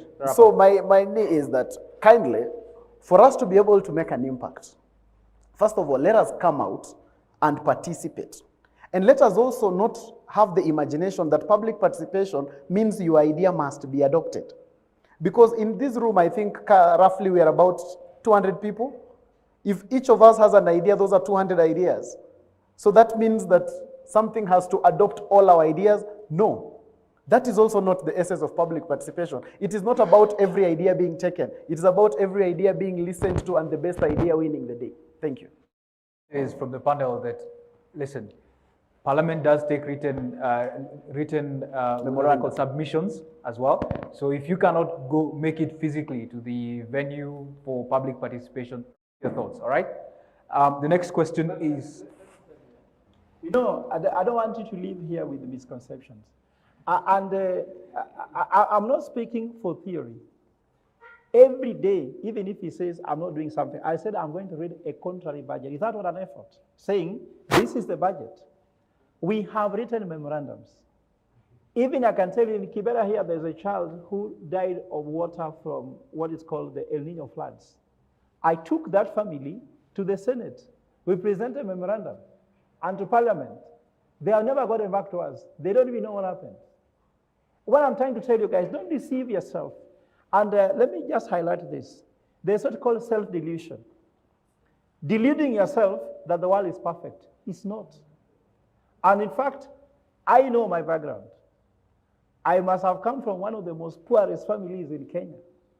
And I knew what Kenya looks like. And I navigated knowing what it is. If you have not sat down and really conceptualized what Kenya is, because that guy is speaking here, he's speaking on behalf of a government. I'm speaking on behalf of a Kenyan. I've never been employed by government. And he can tell you how rosy it is. It's not rosy. If you don't wake up and smell the coffee, that Kenya at the moment, they don't care about you. They care about themselves. And if you know that, you are better off than if you deceive they care about you. When I knew I'm on my own, I performed differently when I thought that somebody has my back. They don't have your back. How many things, for example, house levy, every Kenyan, as survey, nearly everybody don't want it, isn't it? Except the government. Now he's telling you they have picked what depends on that there are so many views they picked one. I can tell you, I have a judgment from Justice Meoli on the panel that was talking about house levy. And she told me that public participation depends on how Parliament defines it. It is written ruling from Justice Meoli that the public participation that took place in house levy, we can't say it was enough or not, but Parliament wrote a report that they did public participation. Now, out of the 280 memorandum that went against house levy, you get me? Not against, but on the house levy, only 2 were adopted. What's the criteria? It was based on how much money goes to Parliament. You know, Parliament are paid. They say it, they confess in your public. Money moves there. So what I'm trying to tell you guys, when you know that, you'll start becoming, first of all, a leader of your own, isn't it? When you take to Parliament, take it for the record, but don't put too much hope. You can put money on it, because they were meeting at Hilton Hotel, the one next to the airport, isn't it? When you want to go there, you have to spend fare, isn't it? To take your memorandum there. When they are doing that kind of meeting in Bomas, those are not things you go with public transport. It's costly. So just be able to be objectively assess the situation and make a very informed decision. You are willing to accord as much time. So can I just get an equal time and We'll also have an interruption? We'll come back to that. I just wanted us to get First a round of all, questions I do not over. work for government. It's all right. I'm not a government It's all right. worker. Respond. So let me also just be able to get that clear. I just speak to the reality of the matter. And the best way to look for a government job is to bash it. So between me and Fred, you would know who wants a government job. So what I would be able to tell you guys is that I speak from the reality of the matter. I'm not interested in being popular. I speak for the things that will benefit young people. Fred is an author. He works for a university. He has a salary. He has all these things. And yet he is busy making people believe that things are not okay. That is counterproductive. I would want the young people to understand, and I've not said that public participation is at its best. I have said it has its loopholes, but have urged that we cannot stop there. Just because there are issues doesn't mean we stop and go home. We must push it until it works. That is my concept. Because push it or not, you are a taxpayer, you continue paying tax, this government continues to exist for the term of office. So my argument is that we must ensure it delivers for us, especially this Kenya Kwanza government that came to office on the backs of young people. It must deliver for young people. So we can't let it go. We can't give up and wait for 2027. No, we must benefit from this one that is there. Yeah.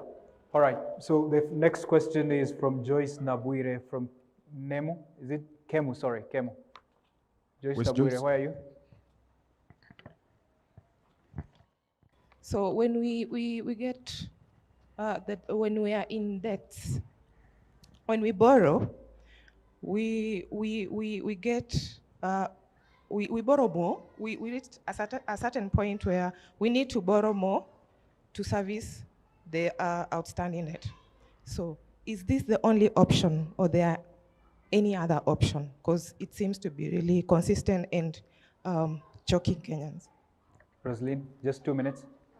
So, first of all, it's a policy problem. One of the quotes that I have found quite profound about this policy and economy is by, I think, George Sowell, and he mentioned that the first rule of economics is to, recognize the difference between demand and supply, scarcity, basically, because we know that there's a limit on resources. We can only have so many businesses operational in Kenya. We can only have so many workers available to the labor force at a certain time. We can only have so much capital coming into the economy at a certain period in time.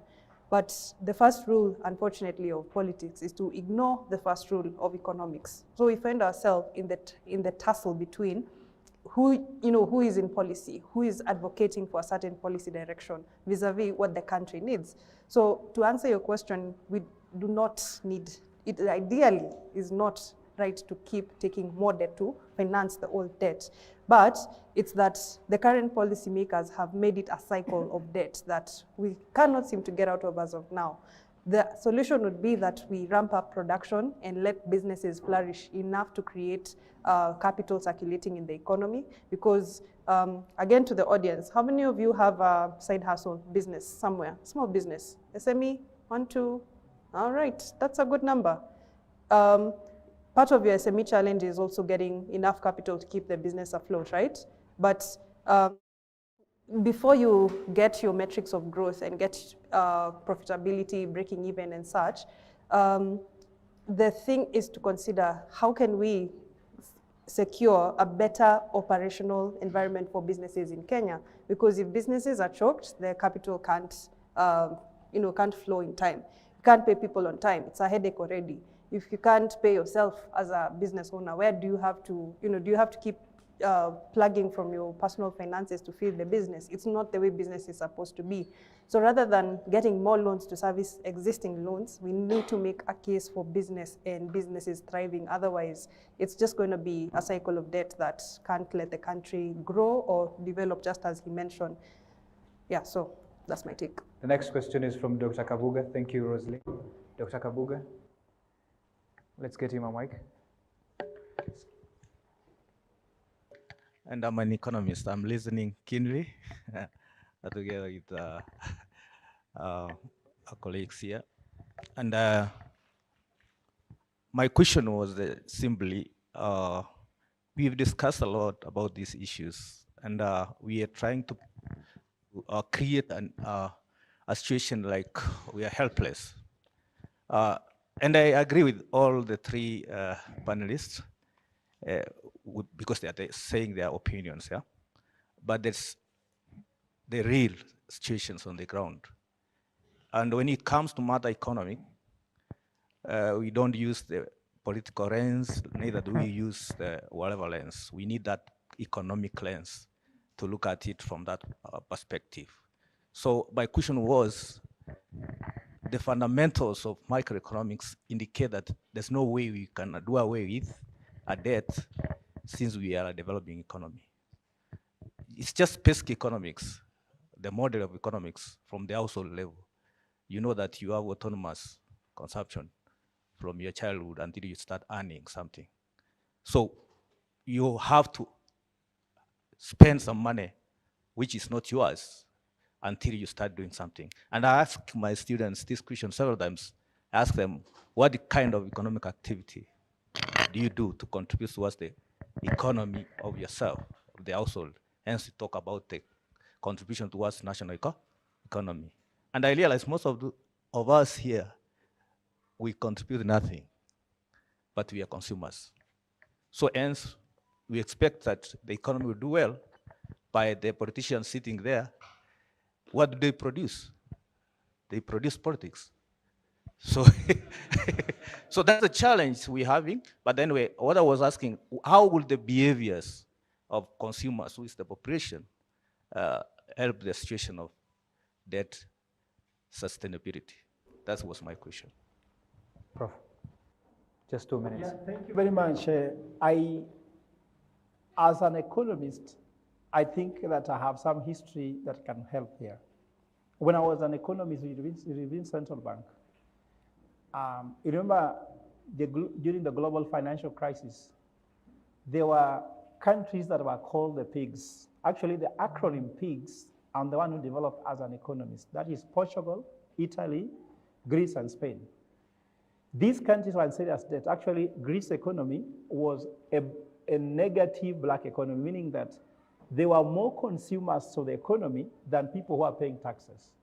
Imagine a country whereby only 39% of the people pay taxes, but the rest don't pay taxes, but consume government services like road, healthcare, infrastructure. Can you believe how that is? But we found out that Greece had got so much resources that could resuscitate the economy. And we did it, it happened. Italy, they had Ferraris. No, Italians, even during crisis, they even want more luxury. Like for example, they would even take ice cream during winter. And they want to go to the beaches and the country's in trouble. While Germans will lock themselves in their house to reduce their expenditure so that they can grow economy. They're totally different people. Economy also is very emotional.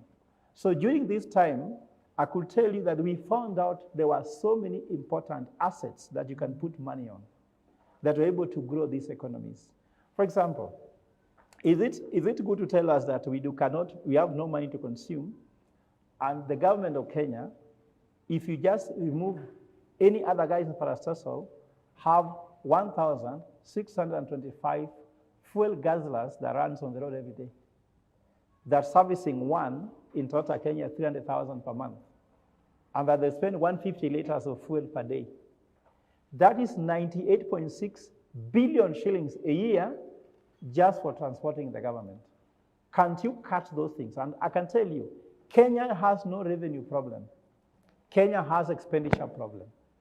And that is where the problem, most of the problem is in expenditure. Like I told you, you have a budget of 4.2 trillion, but only 880 something billion is going into development. The rest is going into expenditure. So just look at what you have there. There's a lot that you can do. So it's a misnomer that the solution is debt only. And somebody says, what other option we have? there are so many options. Money needs to go to private sector to grow, make these guys become producers, rather than only government becoming a producer, because we have a government that is doing business in every way. Like you see, the green wheels that for motorcycles belong to the president, isn't it? Amaco that is ensuring people to IT is for the president. So we're having politicians who are businessmen, and they are stopping people from doing business. And I'm sure that that's what you want to have, everybody producing, so that you can share what we produce. Thank you. Dr. Mutegi from Kemu, kindly. Dr. Mutegi from Kemu. Let's get her mic. Currently, we cannot give an articulate number in terms of the levels of our public debt. But then you're talking about this debt and you're trying to bring out the aspect of sustainability. So how can we talk about sustainability about something that we cannot give in quantity? And on the same, borrowing has a very big effect on our private sector. Somebody said it's choking, and our private sector actually is choking. So how is that being addressed to the public sector, to at least facilitate the public sector, since we know that is the keystone to economic development? Thank Advice? you. Okay, thank you very much, Daktari. I think in cadre of qualification, I'm the least qualified to answer Daktari, but let me try. There is a policy bit. Let me try. And before that, let me just also address the fact that we have to make a decision whether we really want to go into emotional economics. I don't know whether there's a word like that. That's how I contextualize it. Because you can't count the number of vehicles government has, then you multiply by 150 liters per day. The vehicle that brought David Ndi here, came here from David Ndi's house to here, that's not 150 liters a day. You know, and all government vehicles are not moving every day. You know, that's emotional economics. You can't tell us that we are spending 300,000 to service a government vehicle every month. All government vehicles are not being serviced let's stick to every month. Let's stick to the question. I'm just trying to deviate from the point of some of these government vehicles, the whole vehicle is worth 300,000. Let's stick to the question, now, kindly. So if I can go back to Daktari's question about our lack of understanding of our crisis, and I agree fully that we cannot solve a problem we don't understand. If we are not able to know the veracity of the problem, we can't really have a solution to it. And I say this is what I call the era of original entry, because Jomo Kenyatta took up this country with a debt of 1.5 or so billion at the time. So we took ourselves from independence, we already had a debt. And the problem significantly today is the reality that there has not been, the government has not been able to come out and say this is our debt. So even myself, I will not have a solution to that, because it is until we understand the solution. It's until we understand the problem. That is when now economists like Ogola and the doctors here can now craft a solution for us. Today they cannot craft a solution. Why? Because they also do not understand how much debt is. That's why I would urge Fred to keep pushing government through the courts so that government can be able to tell us how much debt do we have. And part of my problem, Daktari, is that I have always felt like there is a problem with economists heading to the same direction to become like lawyers, whereby every time we have a government, you look at the qualifications of the economists, perfect. Yeah? You look at what they do, you come and ask the economists you meet, they say that is very wrong. There is another government. The economists down here will again be saying she's doing the wrong thing. So I don't understand who exactly is the right economist, because you look at the qualifications of David Ndi, and David Ndi, when he was telling us about the economy as it's being wrongly run by President Uhuru Kenyatta, it looked apt, perfect. He looked like the perfect person to get the job and get us on the right track. Today he is there, economists are telling us they are doing the wrong thing. So I don't know what we need now to do on that front. Roselyne, the private sector is choking. What can we do, if anything? Right, so for now, to answer the first question, debt is not sustainable. I take this from recent remarks by the Fed Chair Powell, where he was actually interviewed about the situation with the dollar itself. They had hiked interest rates, and it did present a quite credit strain on a number of banks. Silicon Valley Bank last year, if you came across that, and at least 3 other banks that were at risk of going to bankruptcy because they bought US bonds, which were supposed to be safe. But in the wake of these bonds, coming under effect of the interest rate hikes, the Fed actually had to create a lending program just to save banking liquidity, right? So the situation in itself fundamentally is not sustainable.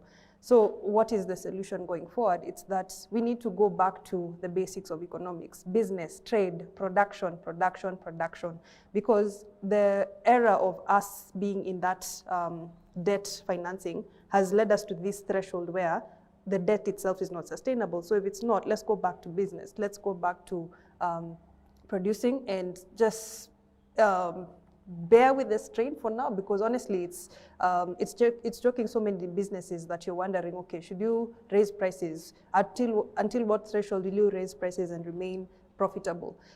Do you have to lower your prices? Because if you lower your prices, you will have to take losses, and that could put you at risk of even doing more debt. So there's no singular solution for the private sector, unfortunately, but we do need to go back to the basics of unit economics. If you're producing just, you can look at yourself even as a consumer in the digital space. So if you hear that, Facebook is monetizing, think of the content that you can come up with. Do not just, we don't have the luxury of relying on one job to meet all our needs. So it's that we just have to be the ones trading amongst ourselves. And this is not even just waiting for policies like the Africa Free Trade Agreement. So if you can make it in Kenya, if you're not making your money in Kenya, just step over to TZ, go check out what's happening in Uganda. Do not sit back and wait for money to come to you. Be the global, solutions for each other, because that's where we are. We can't just sit and be comfortable with the situation as it is. Daniel Barasa, your next question. Yes, answer that question from the principal. According to me, We must do something revolutionary. In fact, in my recommendation in court, I suggest that the debt that should be declared illegal is the debt that did not go through the Appropriation Act. That will create a crisis for the lender to come so that we can actually take the real debt stock. Because imagine that you are in a relationship where someone is cheating and they're not accepting, and you just continue allowing the relationship to continue. You have to tell them, let's accept this relationship. There's a cheating going on here. So the debt, there's cheating going on. And I recommend that if I would be president today, I'll tell any other person who lent to Kenya money that never came here that that debt is not recognized by my government. And that crisis will make us start talking to the people who lend money. Because if you lend money to a government without passing through the process, because it's known, the Kenyan Constitution is clear. If you're lending money to an organization, you have to check what's their debt policy. We have a debt policy. Any debt that was not taken in compliance with our national debt is not our debt. When we start from there, then we shall realizing now everybody coming to ask, oh, what do you do? I can give an example. When I was a seminary, I wanted to be a priest before. Then I went to a parish, and the white person who was a priest had just left. Then I found myself with 20 workers I need to pay. So I called them and told them, okay, what do? I hear somebody slashes the grass when it is raining. Someone slashes the grass when there is no sunshine. And I discovered that the same grass is being slashed by 20 people. So let's talk here. So how are we paying the same grass being slashed by 20 people? Let's start from the truth, because if we don't start from the truth, we are lying to ourselves. According to me, it is very simple. There is a rule on which debt can be treated as sovereign debt. Any debt that does not pass that threshold should be declared unconstitutional debt. And from there, those people come to negotiate. That will be the first point of entry. Daniel Barasa, where are you? Your question, kindly. Okay. Before I give Daniel Barasa, kindly, could you allow me? There's somebody who asked a question, but he did not, or rather, write his name or her name. The question is, what does having zero debt means for a country?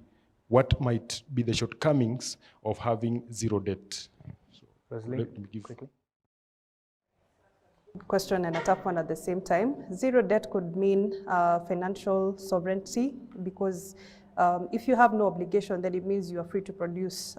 And I think we've stepped back in time.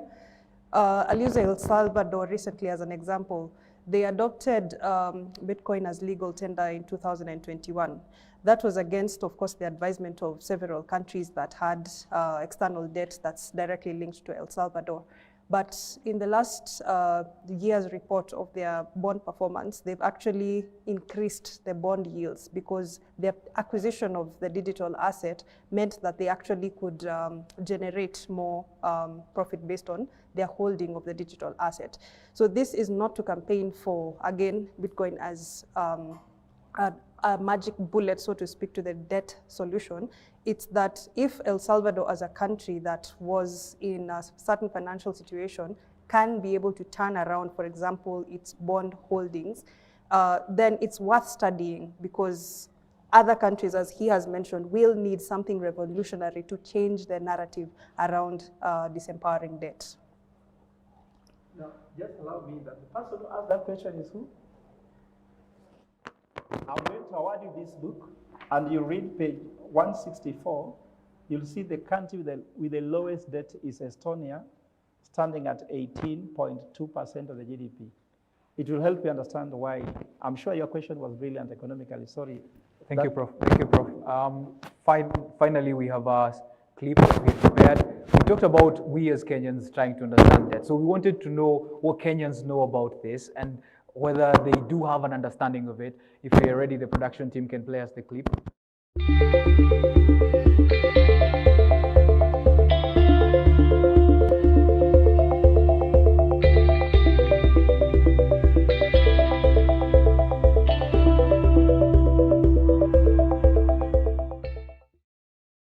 On 13th February 2024, the government of Kenya successfully issued a new Eurobond worth $1.5 billion to buy back the inaugural one due on June 24th this year. According to National Treasury Cabinet Secretary Professor Ndungu, the new loan, divided into 3 installments, has a weighted average life of 6 years and is expected to mature in 2031. The bond is priced at 10.37%, the highest rate an African state has ever offered. This means that the government has reduced its chances of defaulting on the payment of $2 billion in debt. The government said by issuing a new Eurobond, it has increased investors' confidence in Kenya through the international capital markets. The successful execution of both the buyback and the new bond issue demonstrates strong investor confidence in Kenya through the international capital markets and a vote of confidence in the government's overall economic management, particularly our public debt management strategy. I, Jonas Peter Ndungu, being appointed a Cabinet Secretary of Kenya. Professor Ndungu noted that the transaction was necessary in managing debt liabilities. The remaining portion of the 2024 Eurobonds, not purchased in the tender offer, will be funded through a mix of government funds and financing from multilateral and bilateral sources, including bank syndication. The minister added that the international capital markets provide essential liquidity for the government, and the successful transaction underscores investors' confidence in Kenya. But what exactly does it mean to issue a new Eurobond to repay the existing debt? We issued Eurobonds worth $2 billion. We accumulated an interest of also around 6 or 5 billion, which means that the Kenya Kwanza government got into government and get to worry, inherited the baggage of dealing with accumulating interest. Not really the bond in itself. The worry was the accumulating interest. So the speed of issuing another Eurobond was to pay for the accumulating interest, so that this would boost the donor confidence, would boost the investment interest, that there is a likelihood that by the time another Eurobond would be issued, we will be able to pay for the ones that we inherited. And hence that is what you see, the confidence, investor confidence, that is now even affecting the stability of the dollar. Churchill Ogutu an economist, opines that continued borrowing could seriously increase the burden on Kenyans due to high taxation. The burden is there because you look at it from a number of perspectives. One of them is the debt servicing, that you get your debt, but then you need to service it. You need to pay interest on the debt you've borrowed, be it loans or be it bonds, and also if it's bonds, Eurobonds, and also the domestic bonds. So case in point is the infrastructure bond. This is a bond that was raised locally. They got something in the order of 240 billion. But then the interest rate on that is 18.5% that you have to pay to service this bond.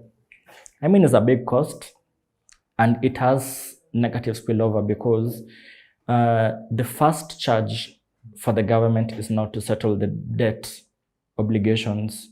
So the interest payments takes precedence even before wages, even before priority spending to say places such as health, education, and all that. So the more shillings you spend on servicing the debt, it means that other critical spending areas might suffer. So that is where the burden is at the moment. According to Ogutu, infrastructural development could also face serious implications since a larger portion of borrowing is redirected to debt repayment and current expenditures. Definitely it comes from negative sentiment from foreign investors because if you default, it means that you're not able to honor your debt obligations. I remember that in terms of the public finance, debt servicing takes first charge. So it means that you are not able to get revenues. That's why you defaulted on your debt. So there's that negative sentiments that kicks in. But after default, definitely now there are conversation, you enter into a stage of now restructuring. If you had, say, 11 trillion shillings of debt, and then it used to consume over 1.8 trillion in terms of servicing that debt, how will you ensure that debt becomes sustainable? So for every 1 million, for instance, that you have given the government, so the government might give you an option. You accept a bond with a lower coupon rate, interest rate. So that's how one form of restructuring is. So in terms of the amount that you are expected to get from the government, you get a low amount after the restructuring has happened. So restructuring mainly directly affects the people who have lent to the government, but obviously there are those negative sentiments that now plays out. Corruption has also been cited as the biggest threat in managing borrowings due to mismanagement of the funds. Kenya has tried several strategies to generate enough resources to pay off the loan amid criticism and doubts from experts who fear Kenya could default, a factor that could have also led to the government securing another loan. On 21st February 2024, while presiding over the National Executive Retreat in Naivasha, President William Ruto announced that Kenya is out of debt distress due to a turnaround strategy that focused on increasing tax revenues and reducing both spending and the rate of debt accumulation. We have pursued a turnaround strategy focused on increasing our tax revenue and reducing both spending and the rate of debt accumulation. Through this process, we have been guided by the principles and values of equity, fairness, and prudence in public spending without sacrificing priority social and development spending. In the interest of sound debt management, we have implemented a combination of strategies, including the diversification of financing sources, smoothening the maturity profiles, and proactively managing our debt liabilities in general, maintaining a low cost of debt and ensuring that debt is sustainable at all times. The new bond will be repaid beginning in 2029, 2030, and 2031.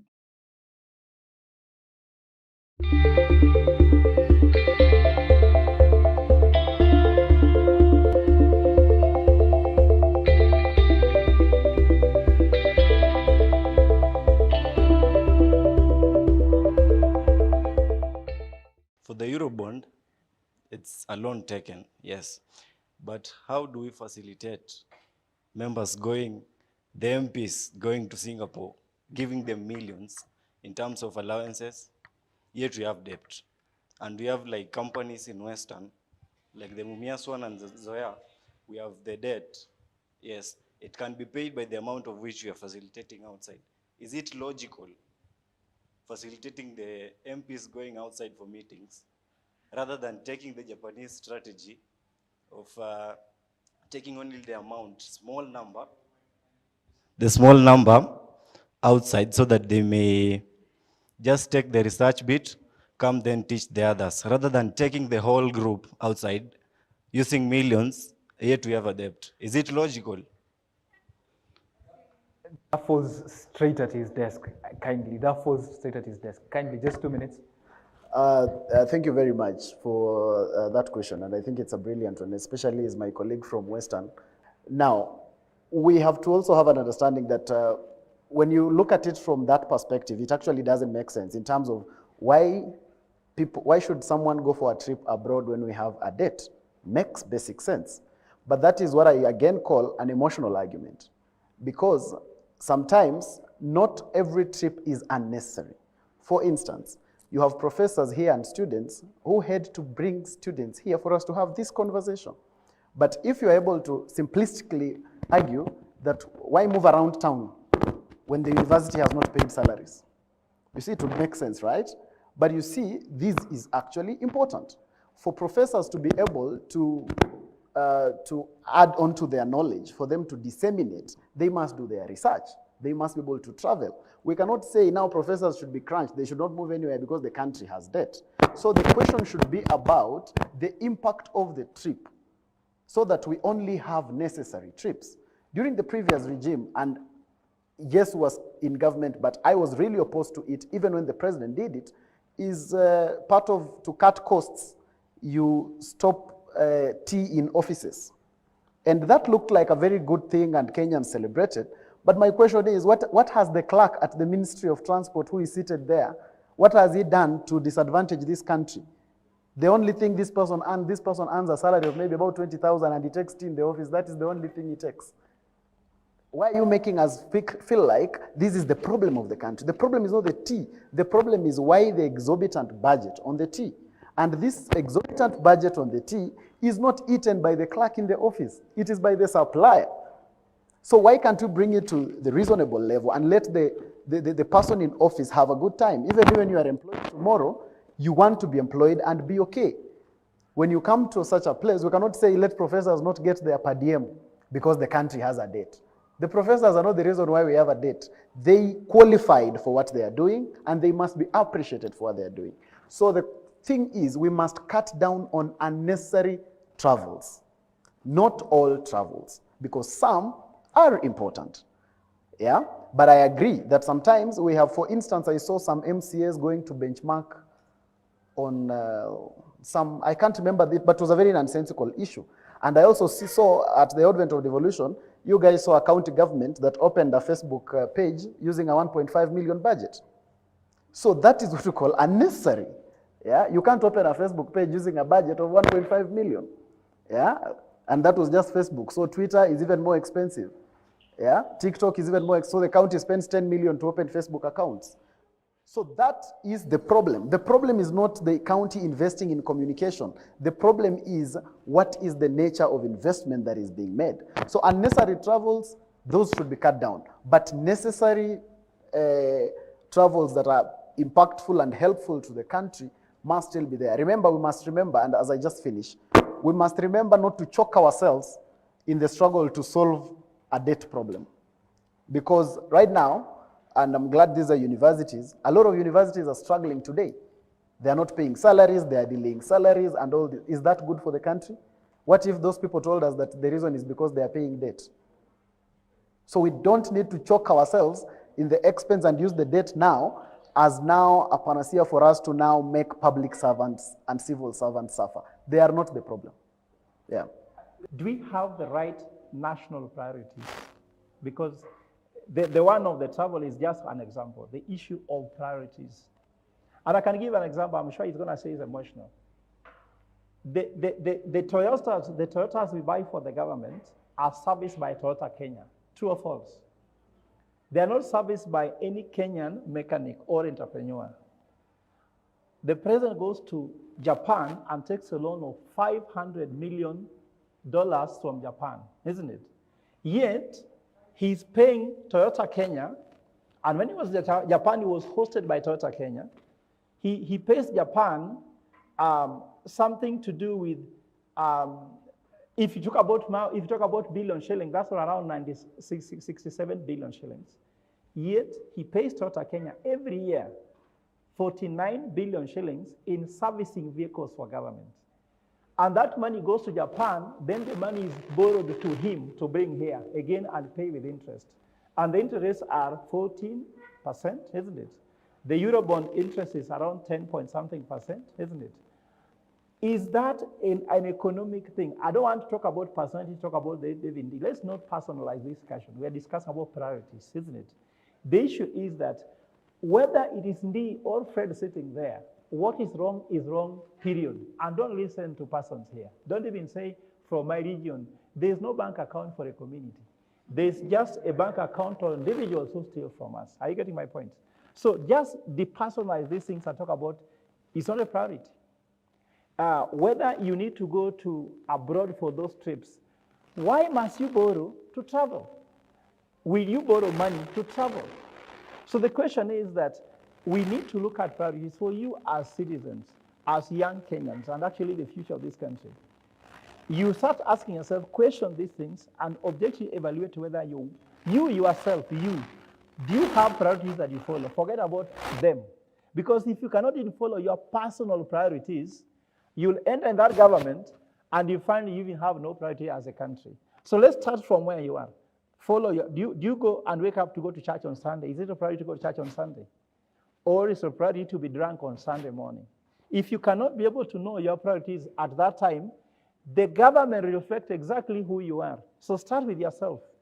I've gone through this as an individual and realized, and some of you just give me one more minute. You had someone saying here that you need to save money, and he said you are consumers, you are not producers, you are producers. The amount of money I saved when I was a student is higher than the amount of money I save when I'm working. And anybody, Daktari, you work, you have less money in your hands, even if you earn money, than when you are a student. This is the truth. If you are waiting to start working to save money, forget about it. I'm telling you, start saving now, change behavior. If I read your M-Pesa statement, I can see your manners. If you are always dropping chicks or ladies on Friday evening with Uber, you'll see your Uber showing you, your M-Pesa statement shows that you are just dropping ladies, buying them KFC, buying for them. Just change your own behavior first before you change anybody's behavior, because that's the only person who can change. The person who can change is the person in the mirror. And if that person in the mirror cannot change, even not your neighbor can change. Thank you.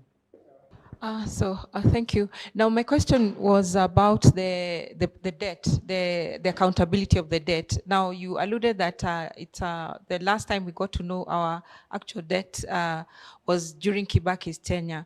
So my question is, I know you've a bit kind of considered it, but what are the gaps that allow us to accumulate opaque debt? I mean, why can't we plug them in? Why does it continue, from one regime to another? Thank you.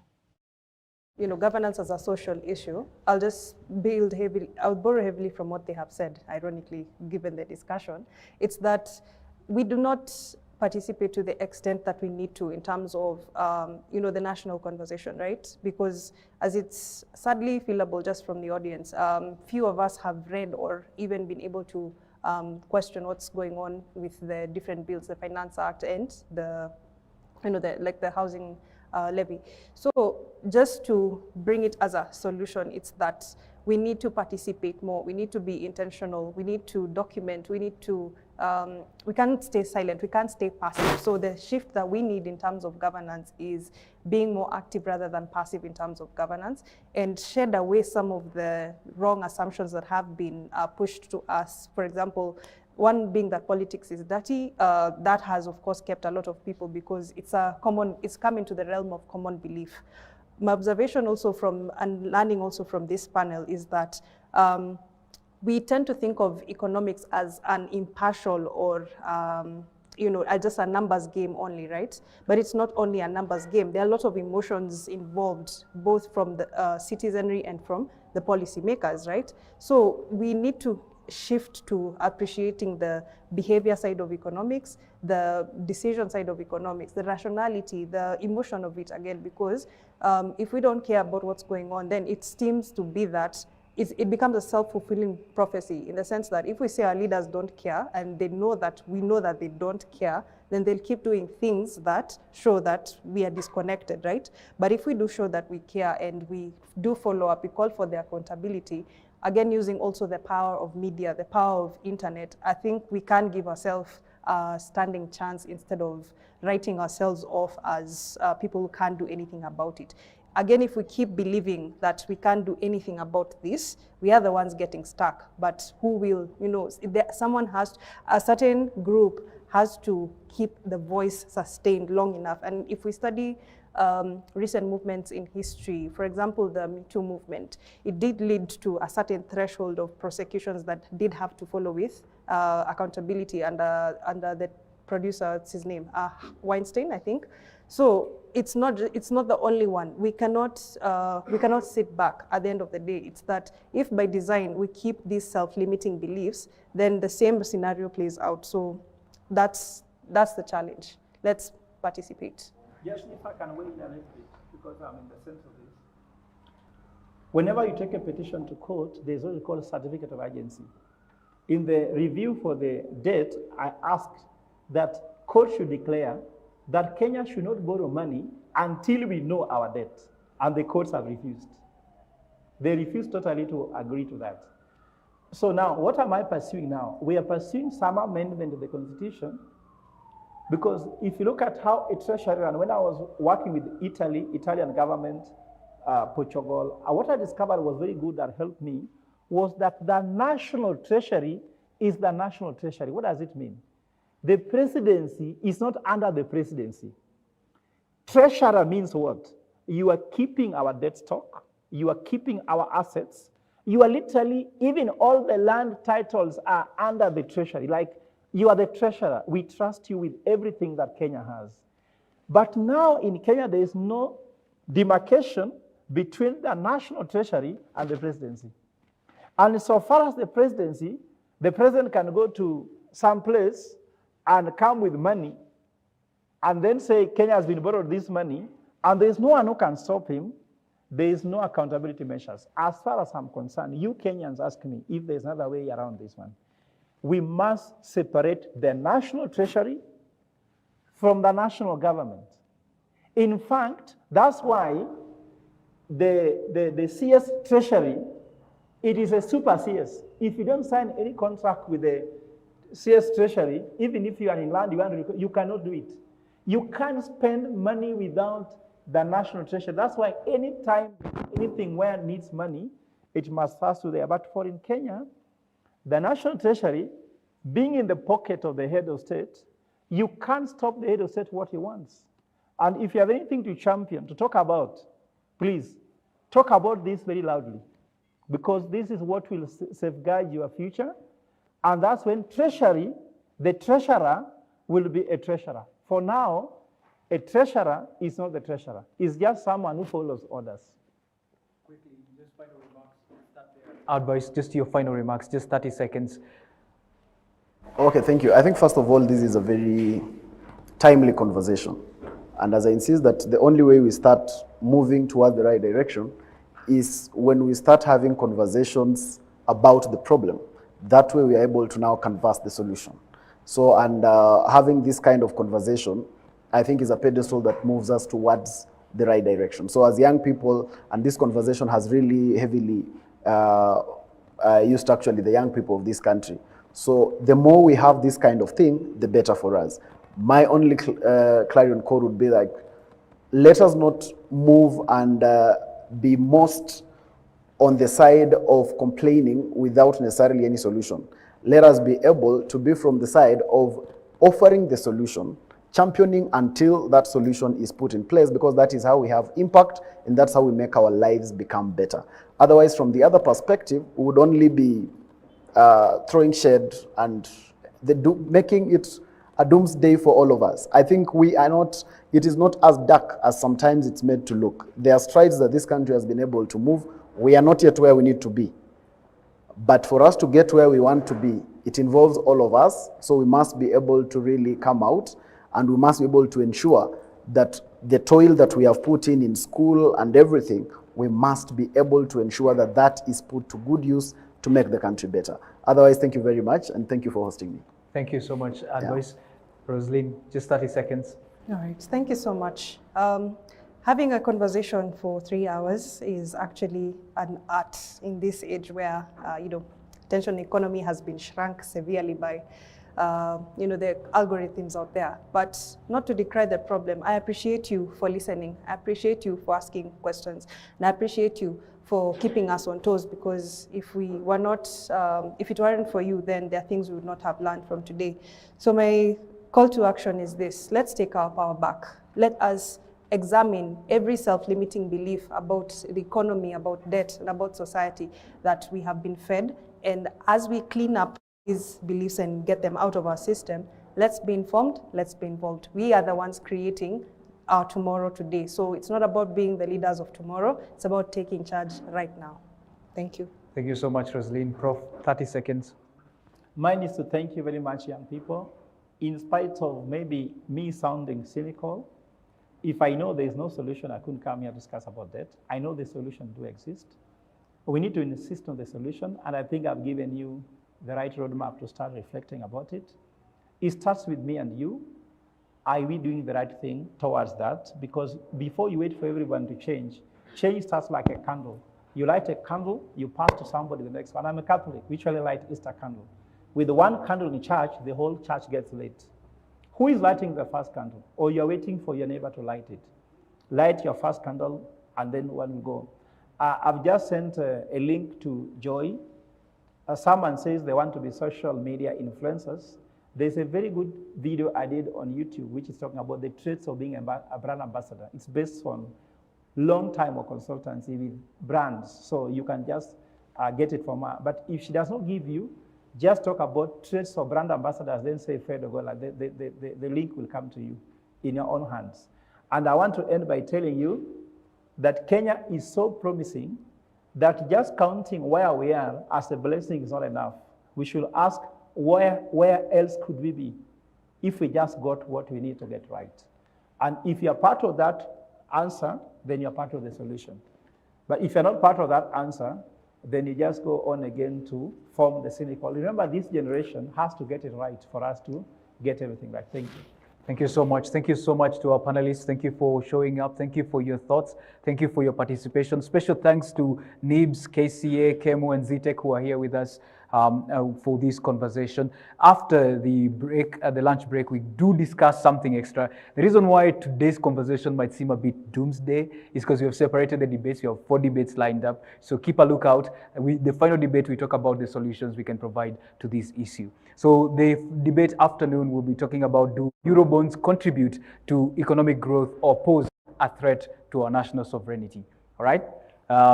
I think the laring point or the calling card for all of us from this debate is that this nation is our business and we must mean business with it.